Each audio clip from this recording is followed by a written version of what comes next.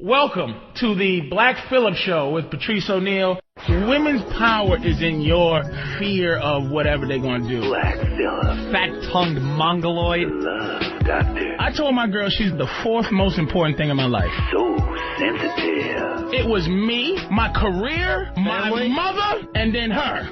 Smooth as silk. She only thinks she knows shit because I tell her shit. Keeping your pen pad strong.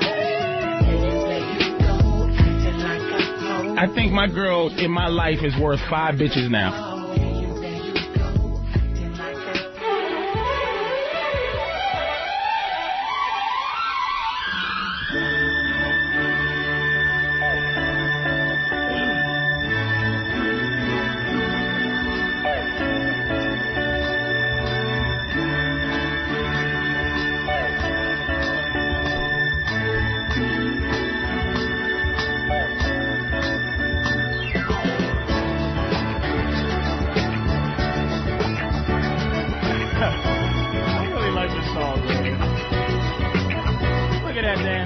Welcome to the Black Phillip Show with Patrice O'Neal, and sitting in is the lovely Dante Reggie Nero with his tight clothing. He's been working out.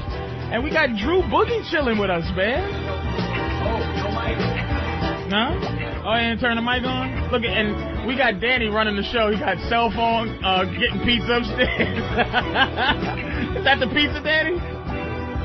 Danny's running back and forth. There we go. I didn't know you were a guest on the show, so I didn't have your mic on. Not getting paid.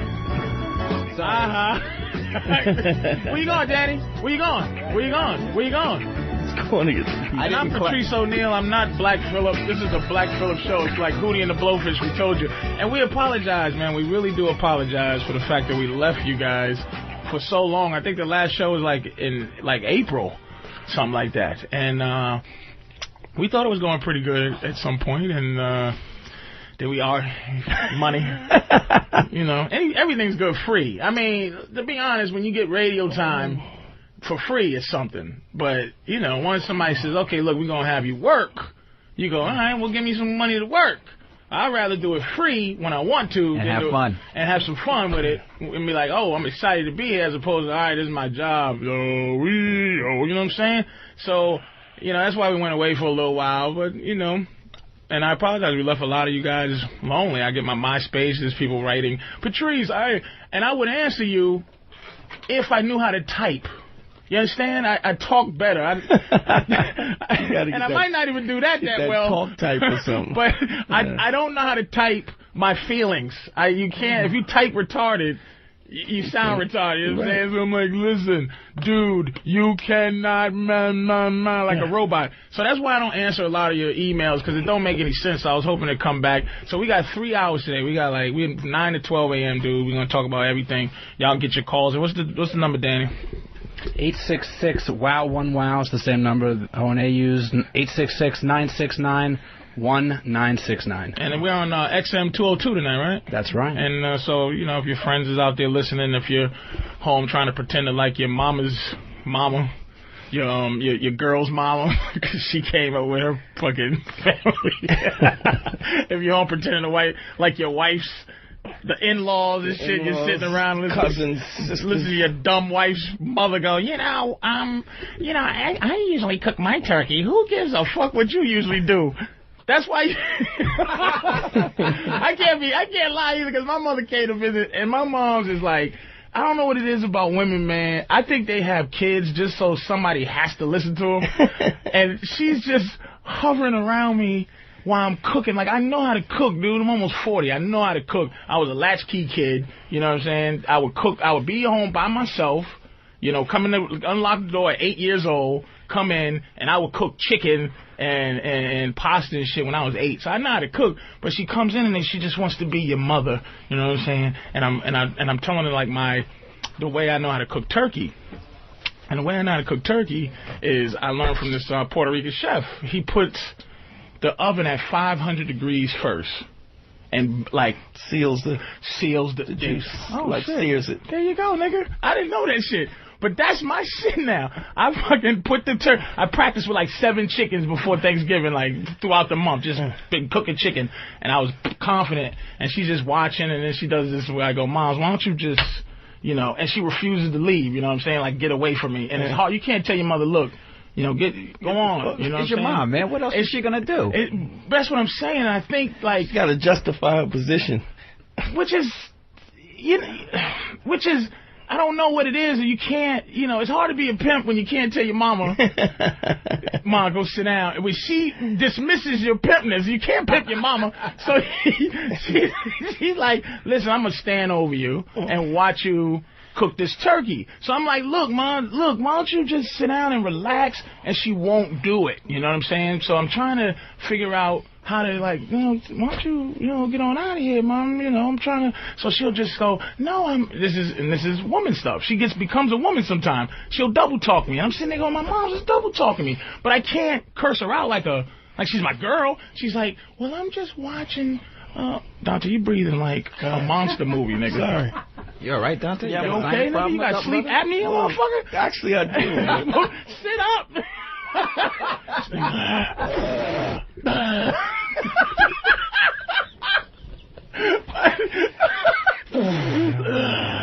So let's just see the chicken. That loud. Nigga, yes. we thought Friday the 13th was outside. Turn your headphones up, goddamn. You can't hear yourself breathing. What you think we had a bad signal? All right, then. Sound like a cell phone. You all right, man? Yeah, I'm good. A little stuffy. Now I'm talking about moms, but listen, moms, I love you. She's listening, and I love her up there. It's just that, listen, just relax for a minute. I run this. I'm a homeowner. Well, she was double talking you, but are you sure she just didn't want to make sure you did it right? No, that's what I'm saying. Like, don't make sure I do it right. So that she doesn't have to force herself to eat bad cooking? Nigga, I don't cook bad food. I know, but you think she trusts you like that? It's not about, that's the thing. It's not about that she trusts you. It's about that she don't care that it's right or wrong. See, that's what I'm saying. Okay. See, when your mama, and this is referring to women out there, your mother doesn't have to have an option 2 to deal with her son. She don't have to have a new option. The options you give your mother is really at her mercy. That she has the logic that she will like release herself or submit to the logic of having a second option. Because when she talks to her son, she don't have to have option 2. So it's like, Mom, listen. I know how to cook the turkey, right? So it's like, and dude, it's like everything is, she has a method of everything. It's like, you know, when you open the oven, you should open it with, you know, open it from the right side, because if the right side is better if you open the oven on the right side, because Moms, I know how to open the oven. You know, you should use the thing with the thing. You know, or she see me, I have socks on. You know, I'm diabetic, so, you know, I got to be careful with the feet. But I got socks on. I walk from the bathroom to the middle of the bathroom. You know what I mean? Well, you know, you got to wear slippers and, you know, slippers in your feet. You know, you got to. And then here's the thing. When you say okay to a woman, they keep going. Even your girl. Yeah. Like, she goes, you know, like my girl will go, you know, did you take your medicine? Yeah, I took it. All right, because you know if you don't take your medicine. I said, that motherfucker, I took my medicine. But they don't have this filter. They don't have editing, Boogie. That's the thing. And the people who listen to the show for the first time, I like to ramble, you know. So you got to keep up with me. I'll go from back and forth, because things hit me in a passionate level, and I got to leave what we was just talking about. So you got to keep me focused. And if I was talking about something that you was into for a second, I left it, and you remind me. So because I keep it moving, and I'm gonna explain to you again, if you listen for the first time, what my show is about. Yeah. It's not about subjugating women, as much as I would want it to be that. That would be fun. It's not about subjugating women. It's not about relationships. It's not like, to make your relationship better. It's about options. And it's about making men feel like just because they decided to be in a relationship with a woman, that they did not give their life. Like they did not like cash in on happiness. You understand what I'm saying? That you didn't cash in on being a happy person in a relationship. Dante once told me, we used to talk all the time, dude, like, about the situation. And Dante's married, and I'm like, does it ever end? In terms of trying to constantly pimp your girl, does it ever end? Does it stop? Is there a time where you could go, you know, I love her, and I can just stop being, you know, a guy that watches what she does. I could stop being a guy who feels like he has to constantly be on his girl. It never stops. Because they're abusive. They're out to abuse you. And what I mean by that is that the abuse comes from the fact that they want a tough man. They want a guy who they feel like they can follow. And they're constantly seeing if you that guy. You understand what I'm saying? So you got to always be you got to qualify yourself as the guy who can be her masculine entity. You got to be on guard. Always. They want you to qualify that you're that masculine entity and that you're strong enough to basically keep them safe or comfortable. Run the show. Make her feel like if y'all at a restaurant and you order, you know, a steak and some rice and broccoli, and the waiter brings you steak, French fries, and broccoli, right? And she immediately opens her mouth to go, "Excuse me, waiter. He ordered rice. He didn't order French fries." You have to put your girl in a mindset where she doesn't feel like she needs to tell the waiter about your situation. Right. She looks at you and goes, "You can handle that." She doesn't feel like my man is letting this go because he's just letting it go. She's feeling like he wants to eat French fries instead of rice, and she feels comfortable with how comfortable you are. And that's where you got to constantly keep your girl, and she'll constantly challenge you. It'll go good for 6 months, and then the 7th month, she'll challenge you again. You understand what I'm saying? It's like, I tell my girl, like, it's like, okay, right now, it's the toughest time in my life in terms of women, because I don't have 8. I have 1, you know, who, you know, we do the swing thing. You know what I'm saying? So the tough time is the fact that, all right, I'm going to tell you something, ladies. If you meet a guy in the street and he says to you, "I don't have a girlfriend," you got to understand he has at least 7. You understand what I'm saying? He has at least 7 women. And the reason that is because we play a numbers game. We can't sit at a club and wait for you, you know, Mrs. Right, to just walk up and say, "Hey, how you doing?" Or walk down the street and we in our nicest suit and smelling real good, smelling our best, and we walking up the street and some girl goes, "Hey, ooh, look at you. You look, hey, listen, baby." And you go, "Well, I'm going to work." You know what I'm saying? We have to actively be out there to, you know, to feed our sexuality. You understand what I'm saying? We're not looking for Mrs. Right, as they say. We're looking for Mrs. Right now. As they say, Mrs. Right now. So we have to actively, so if you think that a guy meets you in the street and you don't know who he is, right, and you're attracted to him, you think that you're the only woman that's attracted to him, he actively embraces any woman who's attracted to him. You understand what I'm saying? So if a woman comes in and goes, "Hey, how are you?" or he goes, "How are you?" to a woman, and she goes, "Hey," and now, you know, you're talking, he gets the number, trust me, he got at least 20 that day. And why I say 7 is because it boils down to a team. You pick like UFC and shit. You pick, it's like karate class. It's training. It really is. My girl now, you know, I never admitted to her, but she's always like, we just now started kind of admitting, I started kind of admitting to her that I had a lot of girls at the time that were all candidates. It was like karate class, okay? So when you meet a chick in karate class, it's easy to have 7 women when they're all at the same level in your karate class. You meet them new, and then you all get them their white belts, and they don't know anything. And you tell them all kind of bullshit, all kind of lies, all kind of bullshit. You know, you're dragging them along. You're telling them this, you're telling them that, and they listening. You know, you say, "Hey, babe, you know, let me tell you something. I used to tell my girl, stay in the matrix." Basically, you can only say that to a chick. You can only say it's surface happiness. That's right. Don't dig underneath because you're gonna find something. You're going to find something if you dig. Stay surface happy. If you dig, you're going to find something. So what happens is you line them up and you say, you know, you tell them, like the Matrix, okay? The Matrix, I go, listen, when you eat the blue pill or the red pill, whichever one makes you pop out and understand that the world's fucked up, don't eat that pill. Stay in this wonderful world of 2 days a week that we in. Or stay in this wonderful world of an hour, come by for an hour, and then get out. You know what I'm saying?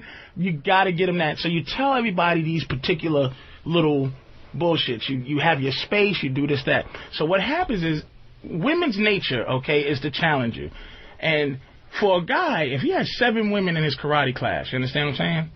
If he has 7 women in his karate class, eventually they're all going to want to get bumped up to the next belt. You understand? Well, a lot of them get knocked off right. Some of them don't. Some of them don't know how to. They don't even. You start make doing it past first right. belt. You start getting them into the elephant walk or the duck walk, whatever they do. I'm out of here. Push-ups, and she's just like, I ain't putting. As soon as she hears the first bit, she's like, she might be out of there. You understand? But there's some that want to say, okay, I'm gonna stick it through, just because I see something in this guy. So let's say you got 8 girls, 1 drops off, you got 7, and that starts the karate class, and they like sensei, they down with you, right? So they following you, and you give them all that bullshit. Then eventually, nature tells them when it's time to try to bump their belt up, okay? When they go, okay, they get in the stance, they go, hi-ya, just to see if they're better than you, just to see if all your teachings are bullshit. You understand what I'm saying? So they get in the stance. And all a woman wants you to do, and this is referring to ended up being your last lady, which is I'm at now, where it's like, they keep challenging you, and the thing that keeps them with you is every time they challenge you, you have to be able to take their karate kick and flip, not only block it, but block it and make her fall and smash her head and make her go, holy shit, I'm sorry, master. You are good. And then she is down for you to fucking be the master for the next session. The next 6 months. Now, as these women are living up, they're falling off. Maybe they can't afford the class. Yeah. You know, maybe they move. They can't make it to the fucking school. You know, they decided to join the other motherfucker from Karate Kid, that nigga, because I'm telling them wax on, wax off, and this nigga's like, they want to join Cobra Khan because I'm doing the slow wax on, wax off shit. Like, all right, bitch, listen, just stare at that soda can for 10 hours. But master, stare at the soda can. So one of them like, fuck this nigga, I ain't staring at no motherfucking soda can. So they leave. I want to go kick a motherfucker. So I got 4 left staring at soda cans. Then you get up the next level. Now you got to understand, these chicks is at brown belt status. The 4 that's left is at brown belt status. It's getting difficult. Till one day, and my girl asked me, why, and this is for every chick, I'm telling you, you are the guy's girlfriend. If you have a handsome, smart winner, you were the product of hanging in there. You weren't the product of, I met you, and it was magical. It was magic. Oh God, I found Mrs. Right. I found the wonderful, none of that. He waited, and you waited, and you hung in there till he got rid of the other 4. Okay? So my girl finally goes, how did you? It's because you hung around. She was hurt, because she wanted it to be, I'm so special. Right. But ladies, you got to understand, you'll never be special right away for a guy. You're not special right away. We're special right away. Touch on that, like when you think about why is that not the case? It's not the case because of the system that they set up, put us under in the first place. Well, it's because it has to be a it's because we're auditioning. We're auditioning for. We're auditioning for the vagina. Right. We're auditioning for something that innately we're better than. And as I'm auditioning for something that I really feel like I should get at the same ease in which a girl can get my dick, that every time I'm showing her all the good stuff, basically what we're doing is showing, like, okay, I just bought a crib, right? all got all type of shit in it, you know, screens, bunch of TVs and shit, and fucking crown molding, all that goofy shit. And the thing is, I told my girl, I said, sweetie, you don't understand how hard it is. Like, I was telling her, Dante, I was like, Dante's like, you get rid of your girl yet? and it ain't cause, I go, nah, I'm still in it. But this is my reaction. She goes, you get rid of your girl yet? I go, nah, man. Oh, wow. And the reason is, he knows what the nah is, and I know what the nah is. It's, nah, man, I ain't got no other bitch fucking making him feel magical in this goddamn house that I didn't make good for me. I made good for bitches. Fictitious bitches that ain't there yet. You understand what I'm saying? For chicks that don't exist. Do you know what would be going on in your house now? That's what I'm saying. So my boys are like, they'll come in. My friends will come in. They don't go, yo, your house is dope. For you, they go, damn. All the pussy. I got a pussy house. But I'm goofy because I gave my girl a key, and my girl, here's the problem. But she's a trooper. Thank God she's a trooper because I have to leave her. She likes girls. Thank God. So we will do a little this and that. Yeah. But the thing is, I tell her, if she wasn't a trooper, she would have to leave, dude, because I could not. Look, I told her, and she goes, what? She got mad. I tell her, yeah, my friends come in there. You got to understand, sweetie, that when I walk in my bed, I can sleep on an air mattress. You know, personally, I don't need to have a big fish tank. I eat fish, but I want to have stuff in there to go, whoa. I hang artwork on my garage so that when you drive, I put a rug down in my garage. So a bitch go in my garage, she go, ooh, what a nice garage. Oh my God. I don't give a fuck. You think I want to spend thousands of dollars to put some goofy ass gay crown molding? But my girl, here's the thing. I don't sneak bitches in. There's no other chick except for one chick we had a threesome with that's ever been in the house. You know why? Because goofy me gave my girl the key. Okay? But I can't. My girl, going back to what I was talking about, she is a 4th degree black belt in me. So I can't do the dumb shit. I can't just dismiss her with shit. Because, for real, when she kicks at me now, it takes 2 or 3 blocks. You better be ready. After I fight the bitch, I'm sweating. Because she knows. She knows you. She knows shit. And it's harder for me to catch her now that she's a 4th degree black belt, dude. She can go teach other chicks. You understand? She's a teacher now. But she constantly trying to fight me. So the thing is, she comes to the crib, and I still got certain kind of control over her where it's like, okay, I tell her, she will ring the bell.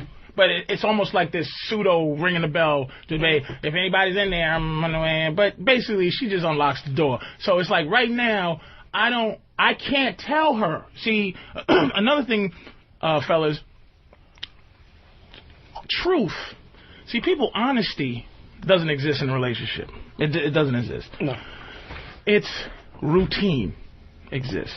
You understand?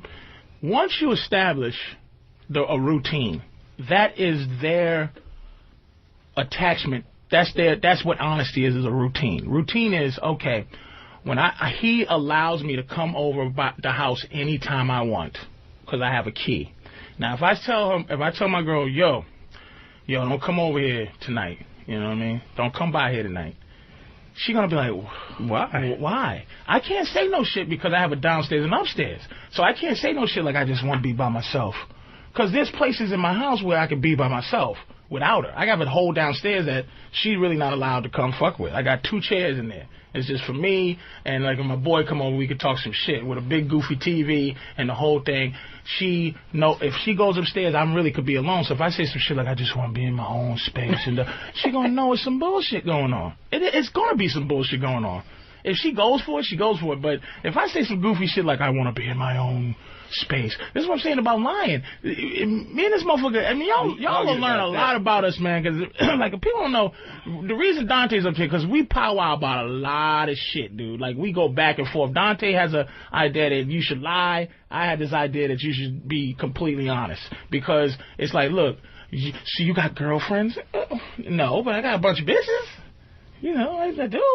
But anytime I meet a girl and tell her I got a girlfriend, I got a girlfriend. So the thing is, I don't know how to lie. So if I say some goofy shit like I'm not I just want to be in my own world, or what other lie? I tell you, here's how hardcore my girl is in terms of a belt system. My car got fucked up the other day. I told her, look, I got to drop my car off at the garage. I ain't gonna have it for a couple of days. They said I need a new something on the wheel and shit. So she goes, okay. All right. So next call she made, I answered the phone. I'm at the mall. She's like, hey, what's up? I'm sitting here worried about you, thinking you need a ride to pick you up at the garage. Where you at? I'm at the mall. Well, you know that 10 seconds of silence. Well, how'd you? I thought your car.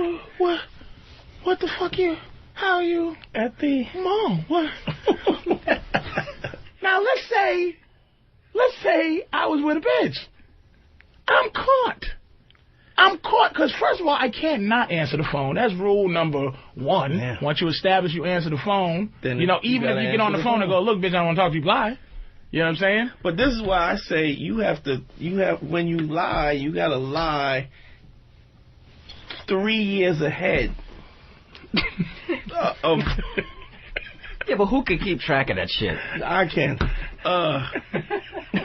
You got to think about where you want to be at 3 to 5 years. If you don't want to pick up the phone 5 years from now, you got to not pick up the phone now. Yeah, that's true. But that's not lying, though. Look, let me tell you something. That's trying a little bit. Before I got married, right, I used to wear a ring on my wedding finger. Right. I used to wear a ring on my wedding finger, and then when I got married, I didn't have a tan line. But this was planned years. Wait a minute, I always wore a ring on my wedding finger. So once I got married and I had a wedding ring, right. When I switched the wedding ring back to the ring I was wearing before, everything was status quo.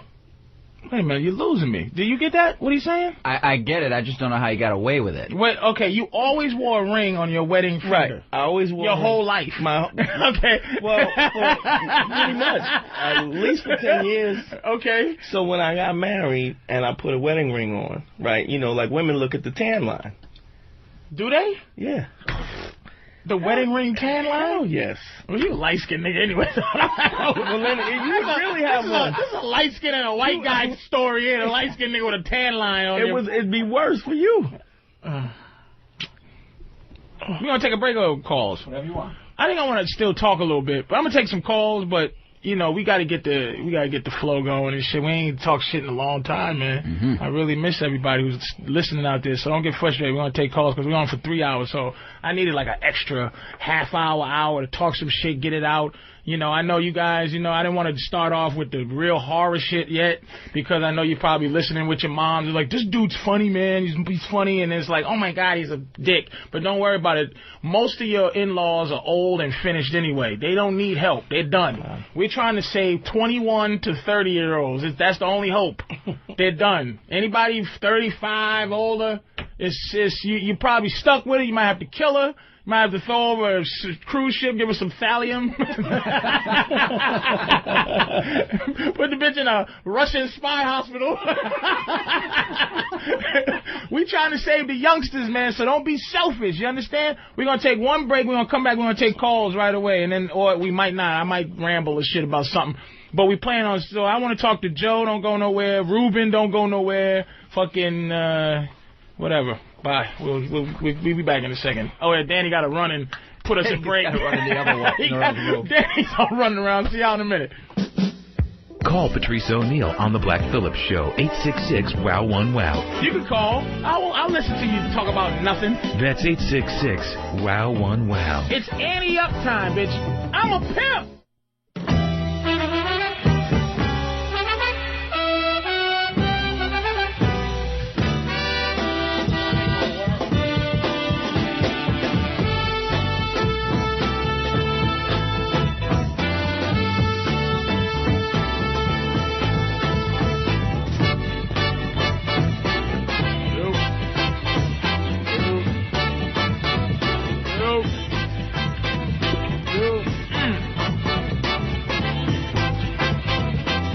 I'll get strippers and everything in here, so I like that.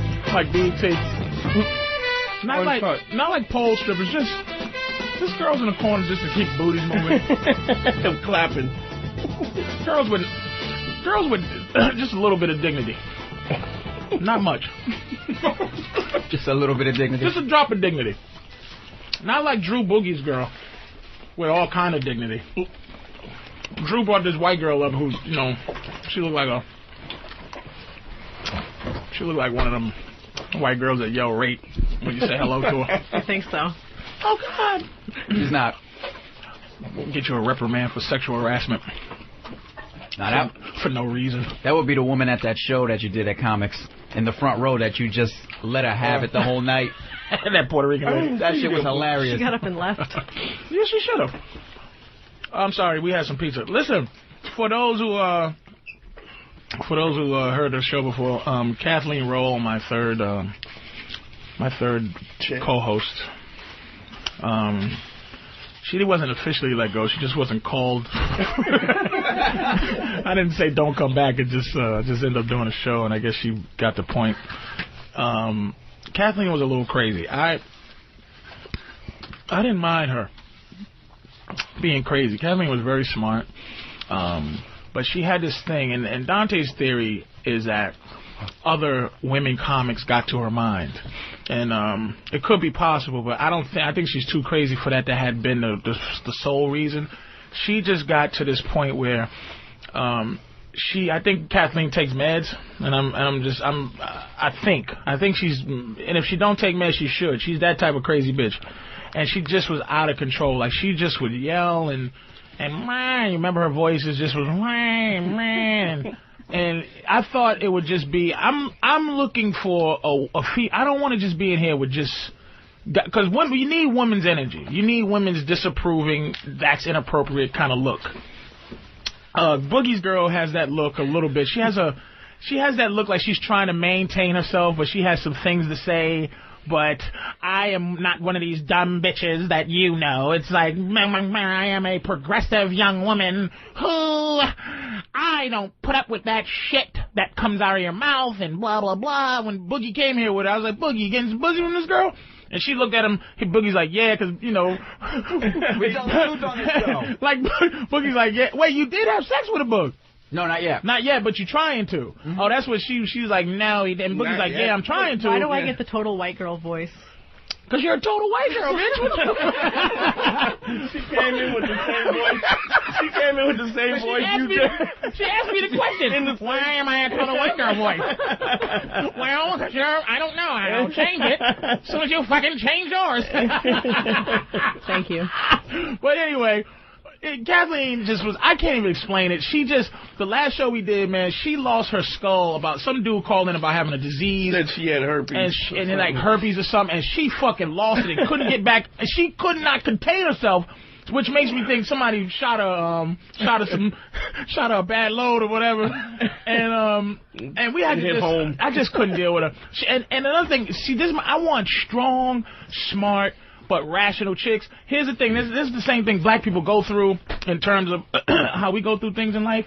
When a black person has their own point of view, if it's contrary to quote unquote all the black community, you're deemed a sellout. People get in your mind. Oh, what the fuck you fucking with those white boys? Fucking with nigga, you what the fuck you talking about? Nigga, what you mean? You don't think Kramer was fucked up? That's niggas do that shit to each other. And women do that to each other. Women, there are women out there who are thirsting for a point of view that's honest. You understand? It's like the thing about the Kramer situation, just to digress a little bit. The Kramer situation was like, for me, like, okay, I know it's out there. I want white people to be as racist as they are. Not because they're comfortable with me, like I do O&A show, and they know me, so they know they do that swoogie shit, and they joke, and they do the fucking thing. I'm sure Drew gets it a little with that bullshit. We don't like it, but I'd rather that, right? That real shit than this fake, okay, I gotta tolerate black people shit. Like, who are you? I'm better. You don't have to tolerate me, nigga. You ain't my oppressor. I'm better than you.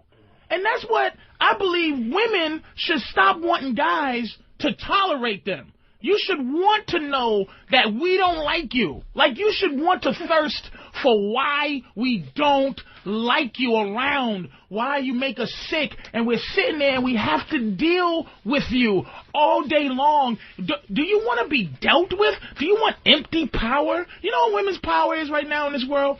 It's like tuna fish. If somebody took all the sharks in the ocean, right, kidnapped them, pulled their teeth out, and then stuck them back in the ocean, right, and now the tuna are swimming around like, we run the ocean, right, tuna? And tuna like, yeah, we run the ocean because we tuna. Come on, tuna, give me a T, y'all. Give me a ooh, nah, because we run shit. And the sharks are like, nigga, I ain't got no key, you know? And they think that they run the fucking ocean because the sharks are toothless. By the way, referring this to men, self-imposed toothlessness. We pull our own teeth out and swim around. And now tuna, here's what happens. Tuna starts swimming around, and now they're like, this ocean stinks. There's nothing to do. There's nothing to do. The sharks are fucking, where's all the good sharks? Where the sharks at? I don't know. I can't find me a good shark. You know why you're unhappy? Because tuna ain't supposed to run the ocean. Tuna gets fucked up because tuna's supposed to be running from sharks with teeth. That's what we're here for, to chase you around with teeth. And you go, oh my, even though in real, this analogy actually stinks because actually sharks actually chase to kill you motherfuckers. But let's just take that out the equation. Let's say sharks fuck tuna. Let's say sharks was fucking tuna. And then, you know what I'm saying? Yeah. You see where I'm trying to go with this. It's like there's a hierarchy, man. It trickles down. It trickles down from general to lieutenant to blah, blah, blah to wherever the fucking rank and file is. Women don't want to be the general, dude. When they're the general, they're unhappy. Because women's happiness is based on a moment-to-moment thing. It's like, how come you don't buy me flowers? Now a guy, okay, who doesn't know how to guide a woman through, like, pure happiness, right? He goes, okay, now I'm going to buy her flowers. Now she gets flowers for a second, and then she goes, and women don't have that editing system that we do. Women don't edit themselves. They don't go, man, I just asked this guy to make me happy last month, and he tried to make me happy, and now, like, I want more. They don't have that. They don't have that thing where they're trying to rationalize their fucking greed. They just go, we don't go to the movies. Then you take her to the movies. We don't go sailing at fucking Hamptons or something. Well, we'll go sailing in Hamptons. They're moment for moment. Guys' happiness is very clearly drawn out. We know, guys live a life of emptiness that we want to fill with bullshit. Women want to fill their emptiness with meaningful shit. Like, relationships, knowledge, spiritual fucking growth. Guys want to fucking play the hottest Madden 2007, nigga. Let me tell you something. Going out, right, and finding a Wii system is fulfillment to a guy. Like, I found it. I don't even want to play Nintendo. I'm walking around. I'm a 360 nigga. I'm walking around going, you got the Wii system? And if a nigga go, we got one left, I go, oh, shit. And for that moment, my void was filled. I found a motherfucking Wii. Hey, nigga, I ain't gonna be playing this goofy shit. I don't even like it. I don't want to exercise when I'm doing my motherfucking gaming. But if I find it, it's a fulfillment for a minute. Men are trying to fill their voids on a superficial level. Women want growth. They feel this emptiness and they don't know how to deal with it. That's where it has to trickle down to a woman. A guy's happiness has to trickle down to a woman so he can guide her to understand what happiness is. So, because my girl, when we first started trying to get into this threesome thing, she gets that woman thought, but what is that? I don't know. When we went to Brazil and messed around for the first second, I said the girl, bocce, right? Bocce is the word for smack. So the girl's like, bocce, to her, bocce. I said, sweetie, she wants you to slap her in the face. She's like, I can't slap another woman in the face. That's just so I smacked her. Bow, look it. She wants you to slap her in the face. So then she did a faggot smack. Like she pressed her hand against her cheek. And the girl's like, and my girl's like, by the end of the day, she had to learn. She was clocking bitches in the left eye by the end of the day. The girl's like, no bocce, but you boom, boom, to the side. You know? And because she has to be guided that it's going to be, whatever she do, it's going to be okay. It has to trickle down from you fellas, because what's okay to us far dominates what's okay to them. They live in this world of it's inappropriate, this ain't right, you shouldn't talk like this, you shouldn't be like this. Women live in this world of you shouldn't. You understand what I'm saying? Guys live in the world of you should. Yeah. So that's, I think we have to constantly be trickling down, you should. Sweetie, here's the thing, okay? I know in your mind threesomes is bad, but you gotta understand, here's the shark's world, here's the tuna's world. In the shark's world, I innately do not want to be with you for the rest of my life. I'm sorry. Socially, I have to. I love you and I must be with you. Innately, on a nature level, we want different pussy. Understand that. Don't get mad at it. Don't get upset about it. Don't get like, this is bullshit. But you don't offer us anything off the bat that makes us want to be with you for the rest of your life. You're not taught how to be with a man for the rest of your life. You're taught how to force a guy to be in something with you by taking his teeth and making him go, all right, I guess this is what I'm supposed to do, and have guys stop finding what their happiness is. But I'm going to tell you, once men find their happiness, women are going to be happy. Once men learn how to control their own happiness, women are going to be happy. Because women's happiness, no one knows what the fuck it is. Like I said, my mother is just in the house, you know, what you doing? What's that over there? Uh-oh, what's that? You know, I was looking at you today while I'm asleep. But I was looking at your crown mold, and some of it, you know, it's breaking away from the top of the wall, you know. You know that, right? Like, Moms, what the fuck are you doing knowing that my shit is coming off the walls? Leave shit on. You know, there's a scratch over there by the... You know, you shouldn't leave the refrigerator open, because if you leave it open, it's like, what's wrong with you? Because there's nothing there to keep her being empty for a woman is too empty. Being like having nothing to do. Men revel in having nothing to do.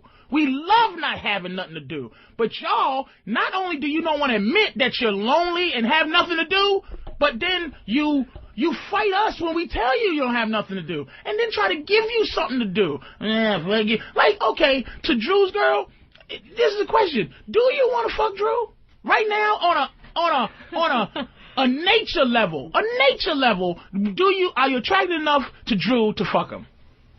Oh, God. Just say it, man. Stop trying to figure it out. Yes or no? Yes. No. So what the fuck is the problem?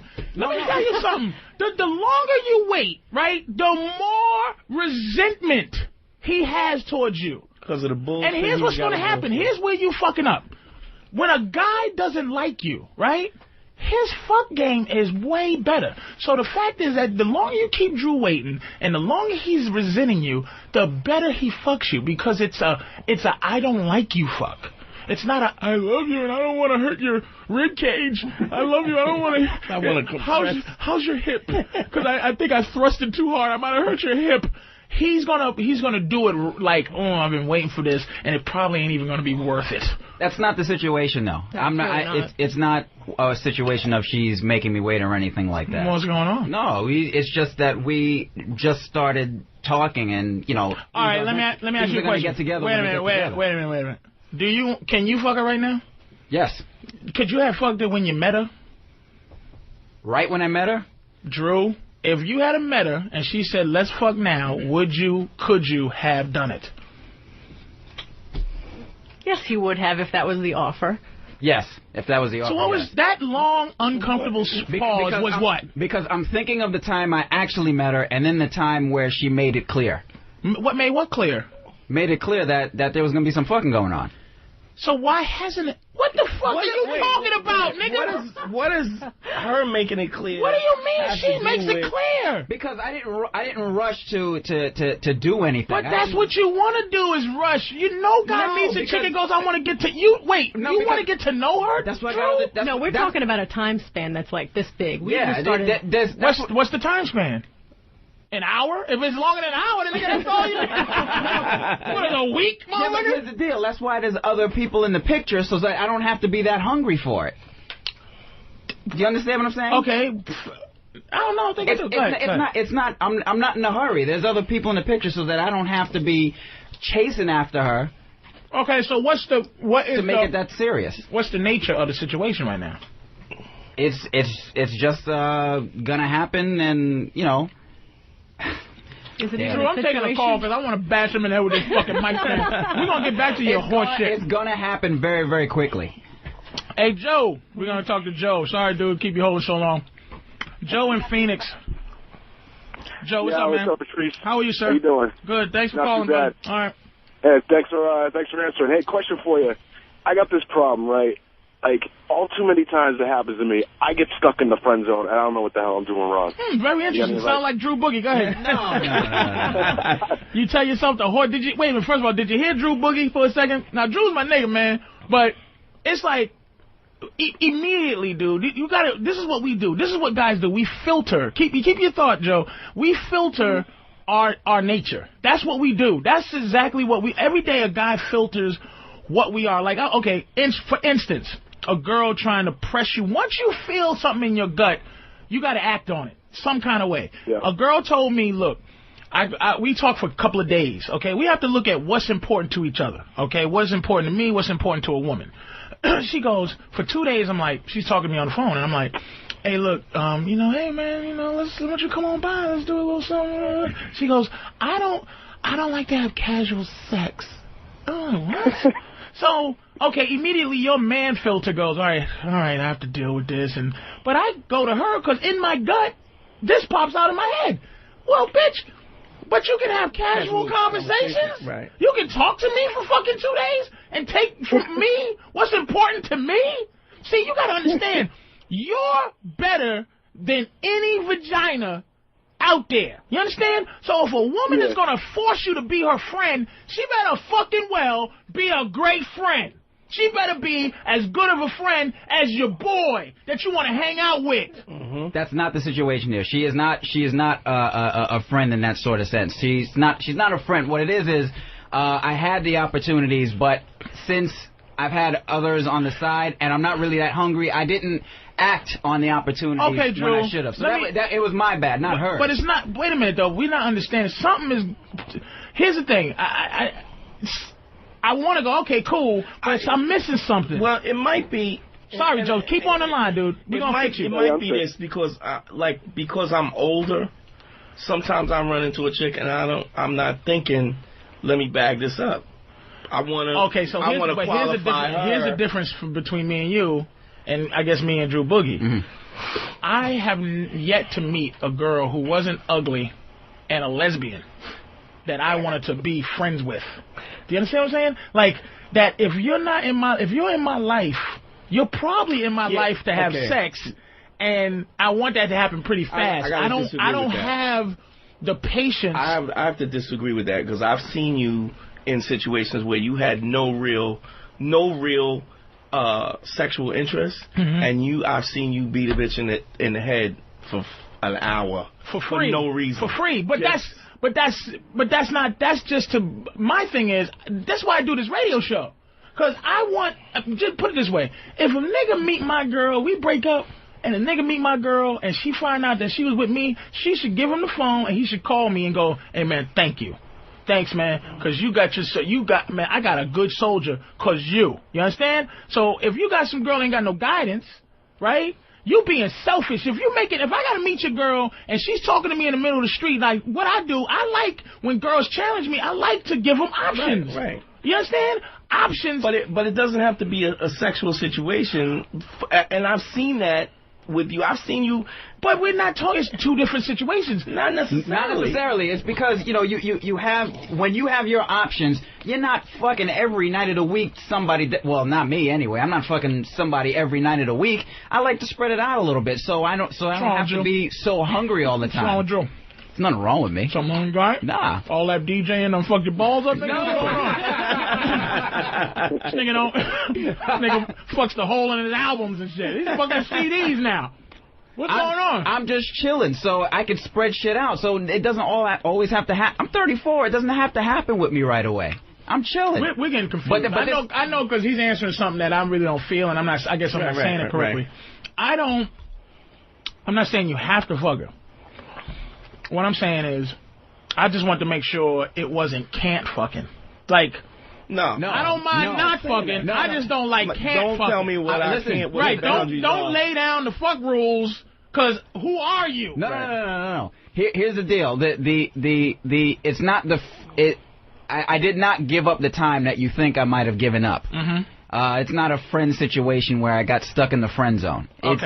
We have not spent that kind of time together, so it's not like that. All right, go ahead, Joe. I'm sorry. All right, I feel you. All right, I'm gonna find out some more about what's going on with this bullshit. Because I don't think Danny's comfortable either. I'm fine. You understand what's going on?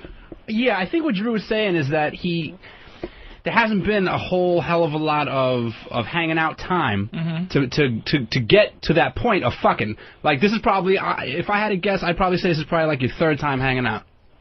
Yeah, but we didn't really hang out together. Right, that's what I'm saying. You spent some time I get it. together. Okay, all right. They never got around to it. We've seen each other at I get it. This is the seed of trying to get to where that is, and you getting to know. I understand. Okay, I get it. I get it now. All right, I do get it. You just didn't. He was sounding intelligent. Yeah. He was sounding like a sneaky motherfucker that wasn't trying to fuck up some pussy for a second. No. See, the only reason she's here is because she's a fan of the show. Otherwise, I wouldn't have brought her here. Yeah, but Drew, this is also a one-on-one situation where I guess from what you're saying, it wasn't a one-on-one situation before. I guess it was. Yeah, we haven't had the one-on-one. This is kind of like no time has been spent yet. Okay, I'm sorry. So all right. The first time that y'all have a person. No, and as soon as time is. Where did Joe go? He hung up on me? I'm sorry, Joe. As soon as time gets. You still there? Let's just find out what's going on. I'm sorry, Joe. Go ahead, man. Friend zone. Friend zone. All right, well, yeah, like, here's the thing. Like, we've been friends for, like, I don't know, like, about a couple years now. Wait a minute. Question. What's that? Has she been your friend, but you've been wanting to fuck her for this long? Not even like that. Like, we've just been more like so acquaintances for a little while. You're truly friends. That's the first thing we have to figure out. You're truly friends now. Yeah, well, like, we hung out with the same group of people, you know what I mean? Sorry, Drew Boogie. Like, all of a sudden, over the course of time, like, we started to get a little bit closer and closer, and it gets to the point now, like, where if we go out to the bar, like, it doesn't matter, like, if she's talking to somebody, she's immediately over with me, she's sitting in my lap, she'll buy me drinks, she'll do whatever, you know, whatever's clever, but, like, all of a sudden it just gets to this point, like, later on in the night, where, like, we're sitting at a friend's house on the couch, and, like, all of a sudden, like, I'll, like, put my hand in her thigh, and I can just instantly tell I'm creeping the shit out of her. You know what I mean? So let me tell you something. Here's what you're doing. I'm going to give you a little bit of medicine, Joe, and it's not going to taste good. You're a fucking phony. Okay? You listen to me, Joe. I can't even mince words. You're being a phony. You're hoping to friendship your way into some pussy, or to get her to give you some sad, I shouldn't have did this pussy, but let me tell you something, if she creeped out, she don't like you, okay? She don't like you, she don't find you attractive, let me tell you what she's doing. she's using you. And I'm going to tell you what women use us for. Our time. You're her little time boy. You're time hoe. You're a fucking, you're a space hoe, a time hoe, a movie watching hoe, a help her lift her fucking bags upstairs hoe, a come here and kill this mouse hoe. That's right. Oh my God, the other guys I'm fucking, they treat me like shit. Hoe, you are her hoe, buddy boy. You understand? Just like if we fuck a girl and go, hey, listen, I'm gonna fuck you, but go to the movies with somebody else. Reverse it. Women go, I'm gonna go to the movies with you and fuck somebody else. You understand what I'm saying? You are a fucking clown to her, Joe. Listen to me, dude. This is medicine. Take a sip. I don't want to be fucking terrible to you. I'm not. But you can't. Mincing words, man, ain't going to help. You are a loser to her. And you can't get out of that. You're driving 5 cars behind her. She knows it. She knows you can control her because you probably look at her with that I love you look. You done tried everything in the book, motherfucker. Be careful with that. She knows that she can control him. Shit, that's what the fuck I'm saying. He sits there and looks at her. Control me. She does, motherfucker. She's doing it right now. What you calling this show? Joe, listen to me. Just stop. 2 years. Wait a minute, Joe. Listen to me, because this is the thing with guys. This is what kills us all the time. We have an ego, man. We have ego, and that's what it is. Let me tell you, don't ever ask the fucking W's. I told my girl this, man. She said she was talking about if she left me, would I get hurt? And I would get hurt, but I'm gonna tell you what I would do. I would go and I would fill my void with as many women as it took to fill up the space that she left. Let me tell you, because I would not, if she fucked another guy, I am not asking why. Why you do that? What? What happened? What I do? Who is it? Where was it? What? Who? When? Why? What? How? Which is not a W, but, you know. It's all H words and shit. It's in the W category. It's the W category. Dude, it's ego, man. That's what men, we have to stop that shit. That's why threesomes are healthy, because it helps you. Sometimes swapping is healthy because it helps you to see your woman and get over that fucking, that weird, that thing that rips your gut apart if you think about another guy fucking your girl. If you swap and you watch a guy mash your girl, it helps you to maintain that status where, okay, I'm stronger than the body, nigga. Oh, you know niggas can't handle that. You got to practice. You have to get to that point. To a place where that's what you do, and you go, okay, I can picture it. So if I walk in on my girl when she got keys in my house, I don't feel like an idiot. I go, okay, ho, is that how it is? Well, let me tell you something. You giving your pussy away means nothing. Cause you gotta understand, I'm better than that. I'm about to go give my time to another bitch. So thank you for doing that for me. Thank you for cheating on me so I can give my time away. You understand? Because women will take my time, but they're not going to take my body like a guy will take your body. It was a useless fuck. So basically, you don't have to go find and hopefully luck your way up into another nigga like me that gives you the keys to his house. You fucking goofy hoe. You're goofy. You understand? Dude, Joe, cancel her contract because you're not her friend. You're her time hoe. You're not her buddy. Don't forget. I'm telling you, get rid of her. It's not going to happen. Do you understand what I'm saying? Stop letting us sit up in your lap. Stop hanging out with us. Stop watching TV. She's using you to make other guys want her. And if she's gonna try to make you feel guilty with the average bullshit. Are we friends? Like, aren't we friends? Are you telling me that? And then here's what you say to all her questions. Yeah, I gotta go. You're saying that you're gonna. Yeah. I'm saying I'm getting out of here. I know that sounds a little empty or sounds a little shallow, but you know, bitch, I am shallow. Bye. Goodbye. And you leave her and you suck it up. And you cry, you get in the fetal position and cry about all that pussy that you had hoped to get and that you were convinced yourself you was in love to deal with her bullshit. You're not in love, you're in lust, and you're in ego, and she's treating you like garbage. So get rid of her, Joe. All right, take care. Dave in Idaho. Oh, wrong Dave. Which one is it? Sorry. The dude that rather see his wife fuck other men.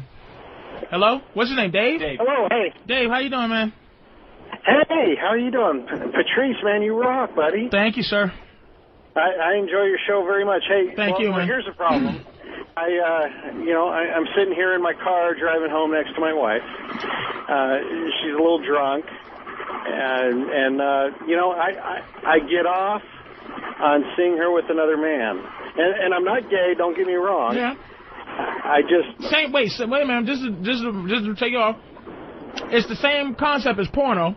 We watch porno and watch another guy smash another. Matter of fact, watch a strange guy smash a strange woman, which even for some reason is extra creepier. That's exactly it. No, you nailed it. Yeah. If I could put her in a porno, there you go. That would be my ultimate. What size is your dick? And I'm not trying to be disrespectful. You got a monster or no? 6.5. 6.5.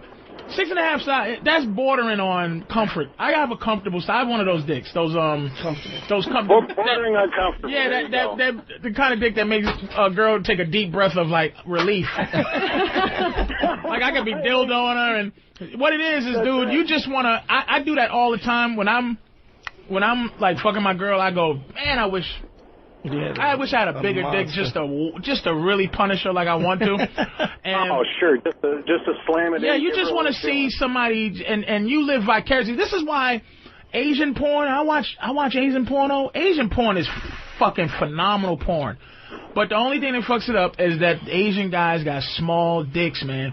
And I'm not being gay, it's just that we want to watch a monstrosity kill it.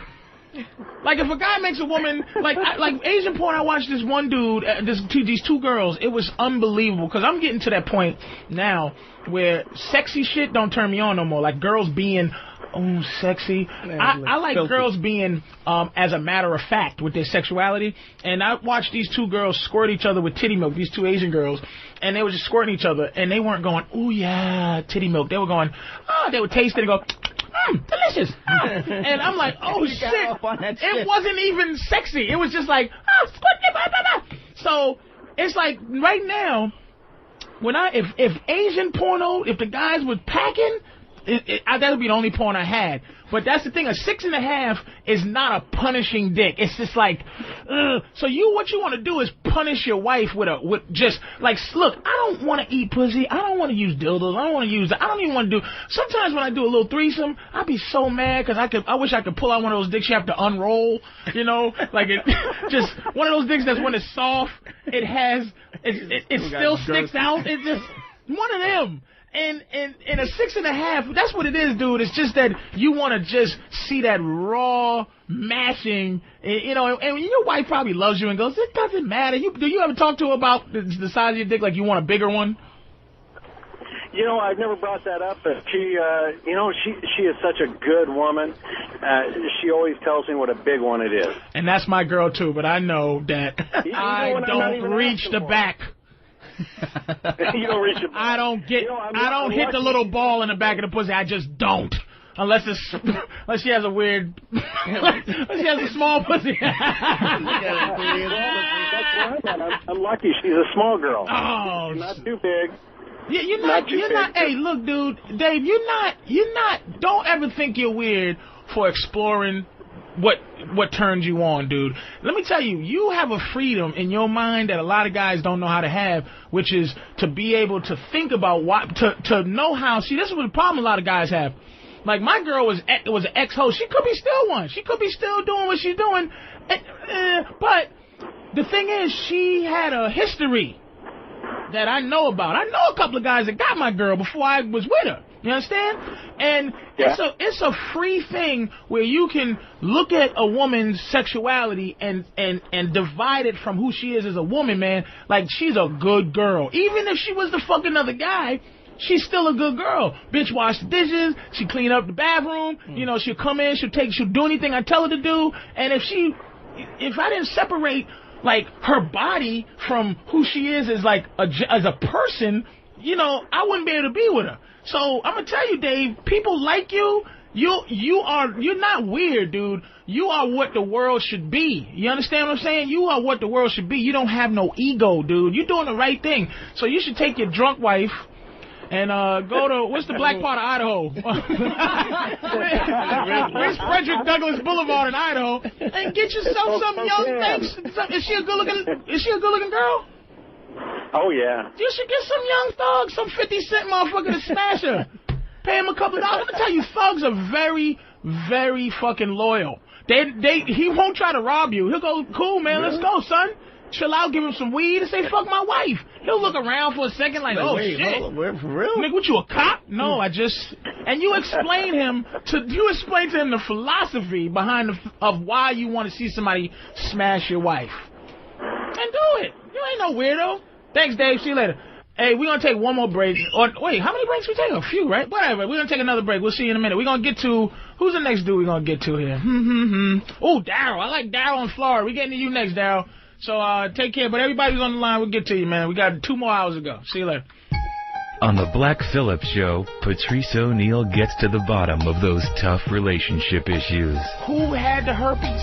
It's Black Phillip with Patrice O'Neal.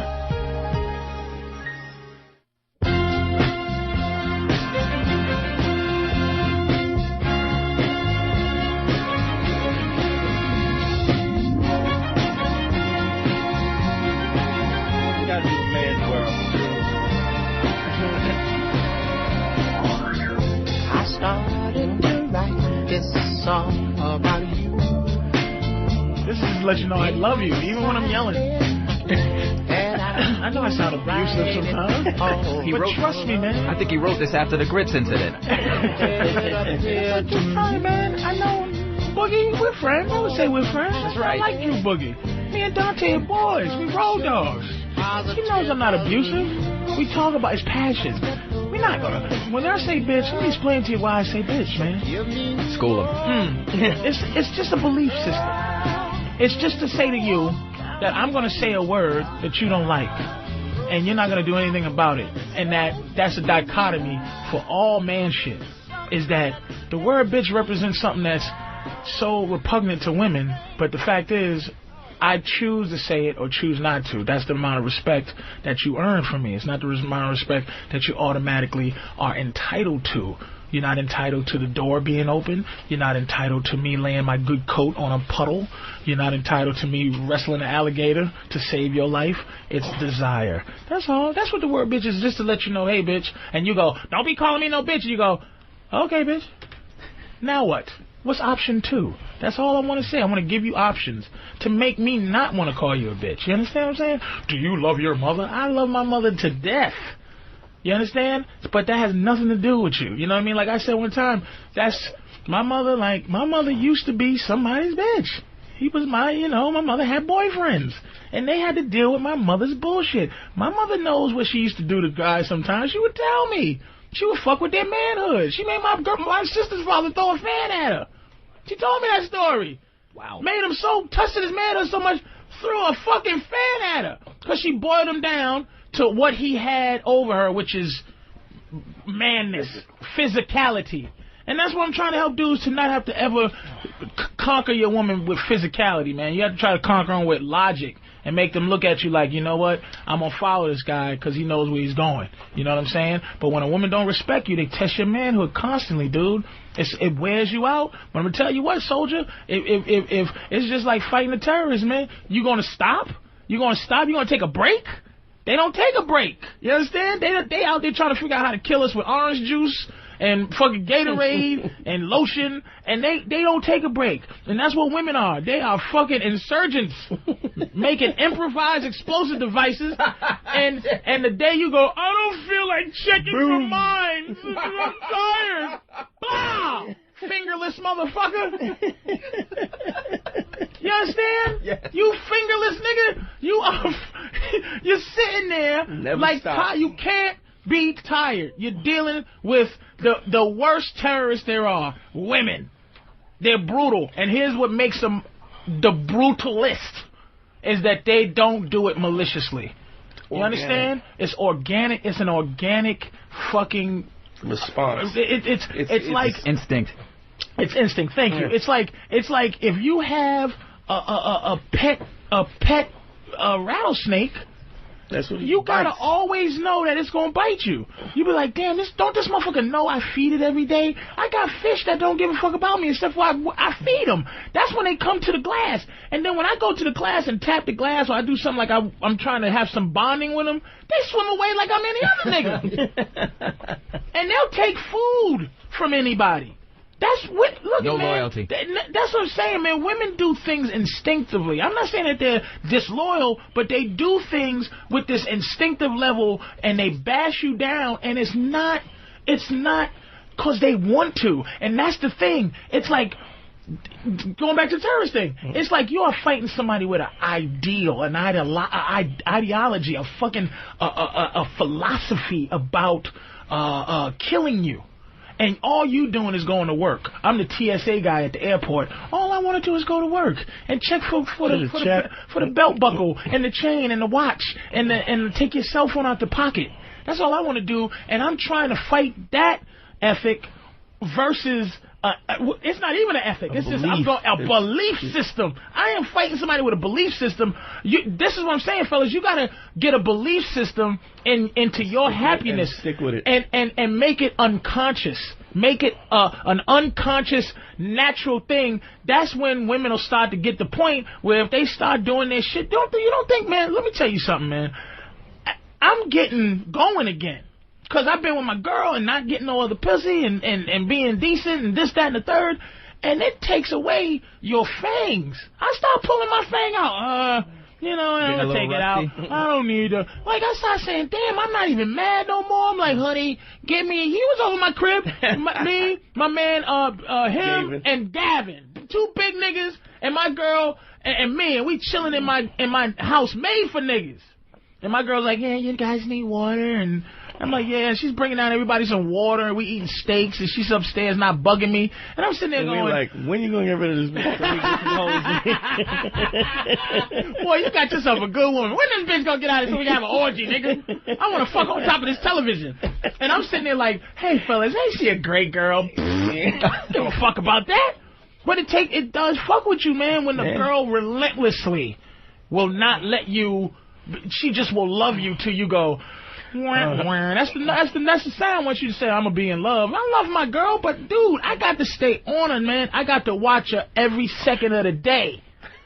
Cause she will do something unconscious until I'm an unattractive motherfucker, man. Her attractiveness to me is that I'm a pimp. It's your strength that makes you attractive. As soon as you change, it's it. I out-logic her, man. She can't out-logic. There's been times she goes, forget it. I just give up. Because all you're going to do, this is her. All I'm going to do when we argue is turn it around so that she feels wrong.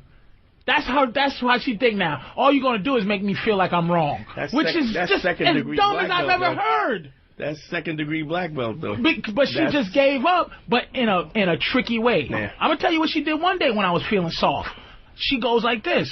She said some shit. I forgot what she said. She said, yeah, something. It was something that I should have checked her on, and I didn't. And then I said, wait a minute. Let me check her. Right? What'd you say, bitch? Did you just say? And then she goes, I thought you was going to let me get away with that shit. She karate kicked me, and I didn't know, and she thought that shit hit me and knocked me out. And she was now looking forward to the next level of taking my shit so that she can feel comfortable, dude. She hates me, but she loves me. But she loves hating me, dude. Does that make sense? Yes, she it loves does. the passion that her hatred for me has. It gives her passion. Let me tell you something.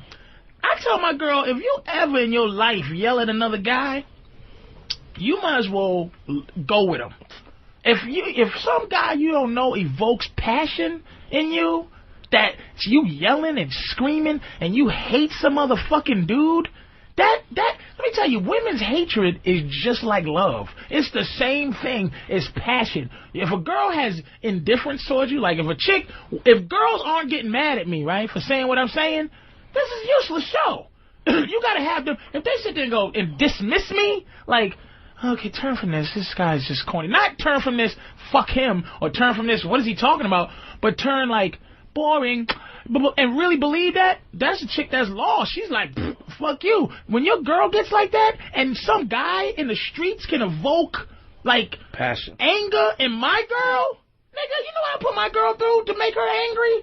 Nigga, anger, and she loves me, so you don't give out your emotions frivolously, motherfucker. You give your emotions, you be selective. You don't be hating nobody. You know what I'm saying? I'm telling you, it's constant. It never stops, dude. I'm telling y'all, fellas, It never stops. You can't rest. Because they pretend that what they're doing is not malicious, and it's not. It's just nature. And so we have to be diligent and purposeful to combat their fucking belief system. You have to be on guard. The most you could hope for is a couple of months rest. Where she's not trying to get her belt. In between belts. Where she calls you master. Yes, master. But believe me, you're going to get challenged. Like I'm diabetic, man, right? I'm trying to get my health right. And that is a thing that keeps her in control. Like, the fact that she loves me enough to make me take care of my health. So take your pills. Did you take your pills? It's because I can't go, bitch, stop caring about my health. Mind your motherfucking business. I'll have a heart attack if I feel like it, ho. That don't make no sense for me to do that. But that's a thing that keeps her in this state of, like, that's my way to find a way to say something that he has to listen to. And I can gain some type of command, and I look at her to let her know that's what she's doing, so that she can go, look, I love you, just please take, like, where it's like, all right, it gives me a desire beyond myself, because it's hard for yourself sometimes to take care of yourself. So, it's like men are like to have this ego, like, even like with the mother thing. I don't want to make my mom look like a bad person, but if she goes, she says to me, do something, and it's right, I don't want to just say no, because she's telling me, you know what I mean? Sometimes you do, but sometimes you, as a man, you go, get out of here, man. I handle everything.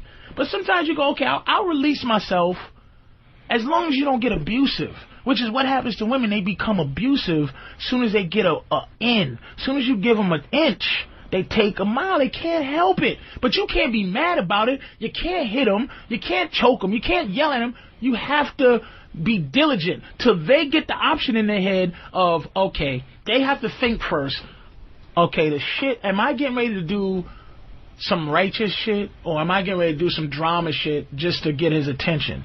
Because it's not worth what's going to happen. Because if I need to talk to my girl for an hour, I talk to her for 5 till she's like, I'm going to die listening to this nigga. She can't out-argue me. I'm gonna find a way, because 2 things. 1, I feel like I'm right. 2, I'm a guy, and we're competitive. I'm not gonna lose to you as a girl. You think I'm gonna let you out-argue me? Never. I will do anything to make your point stupid. The sun shines. No, it don't, bitch.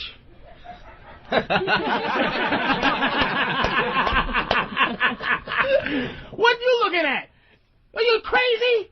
It doesn't shine. It's just, you gotta be like that, dude. Sometimes, like if you're raising a child, sometimes 8, and man, sometimes 8 out of the 10, you might be right 8 times, and 2 times you are horribly wrong, but it's worth it to be right the 8 times. Yeah. And then sneak in that you were wrong the other 2 by buying them a Goofy doll, or, giving them a ice cream sandwich. Hey, sorry.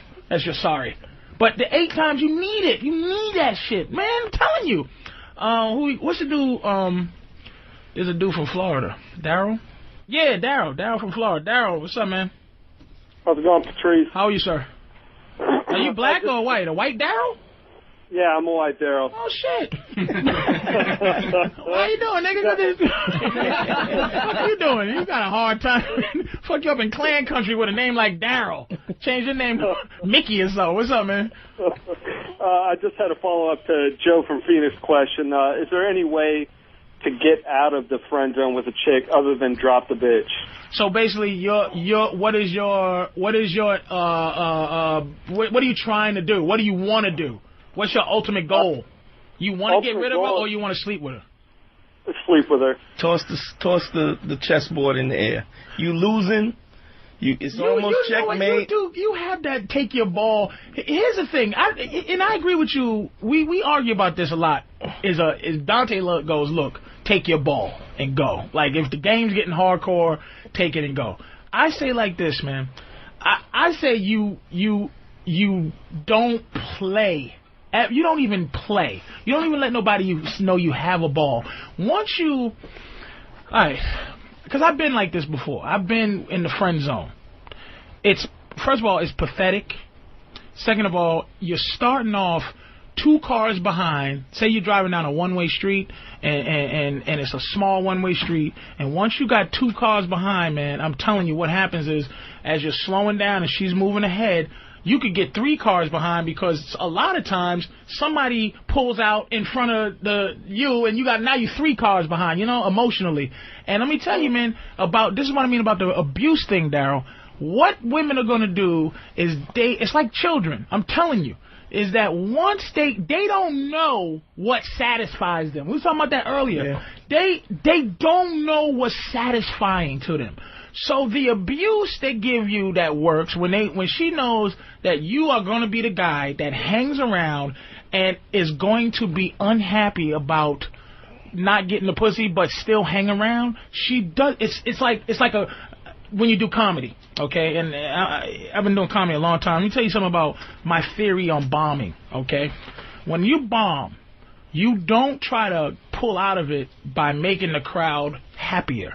Trying harder. You get out of it by making it worse. You just take 2 grenades and you toss them into the ground and you kill everybody. Because what you don't want is to give the audience the power to know that they can affect you, because they will not do what you think humans do, which is go, oh, he's having a bad time, let's help him through this. They go, ooh, I get to take my foot and run it in his neck and control him and have him beg for mercy.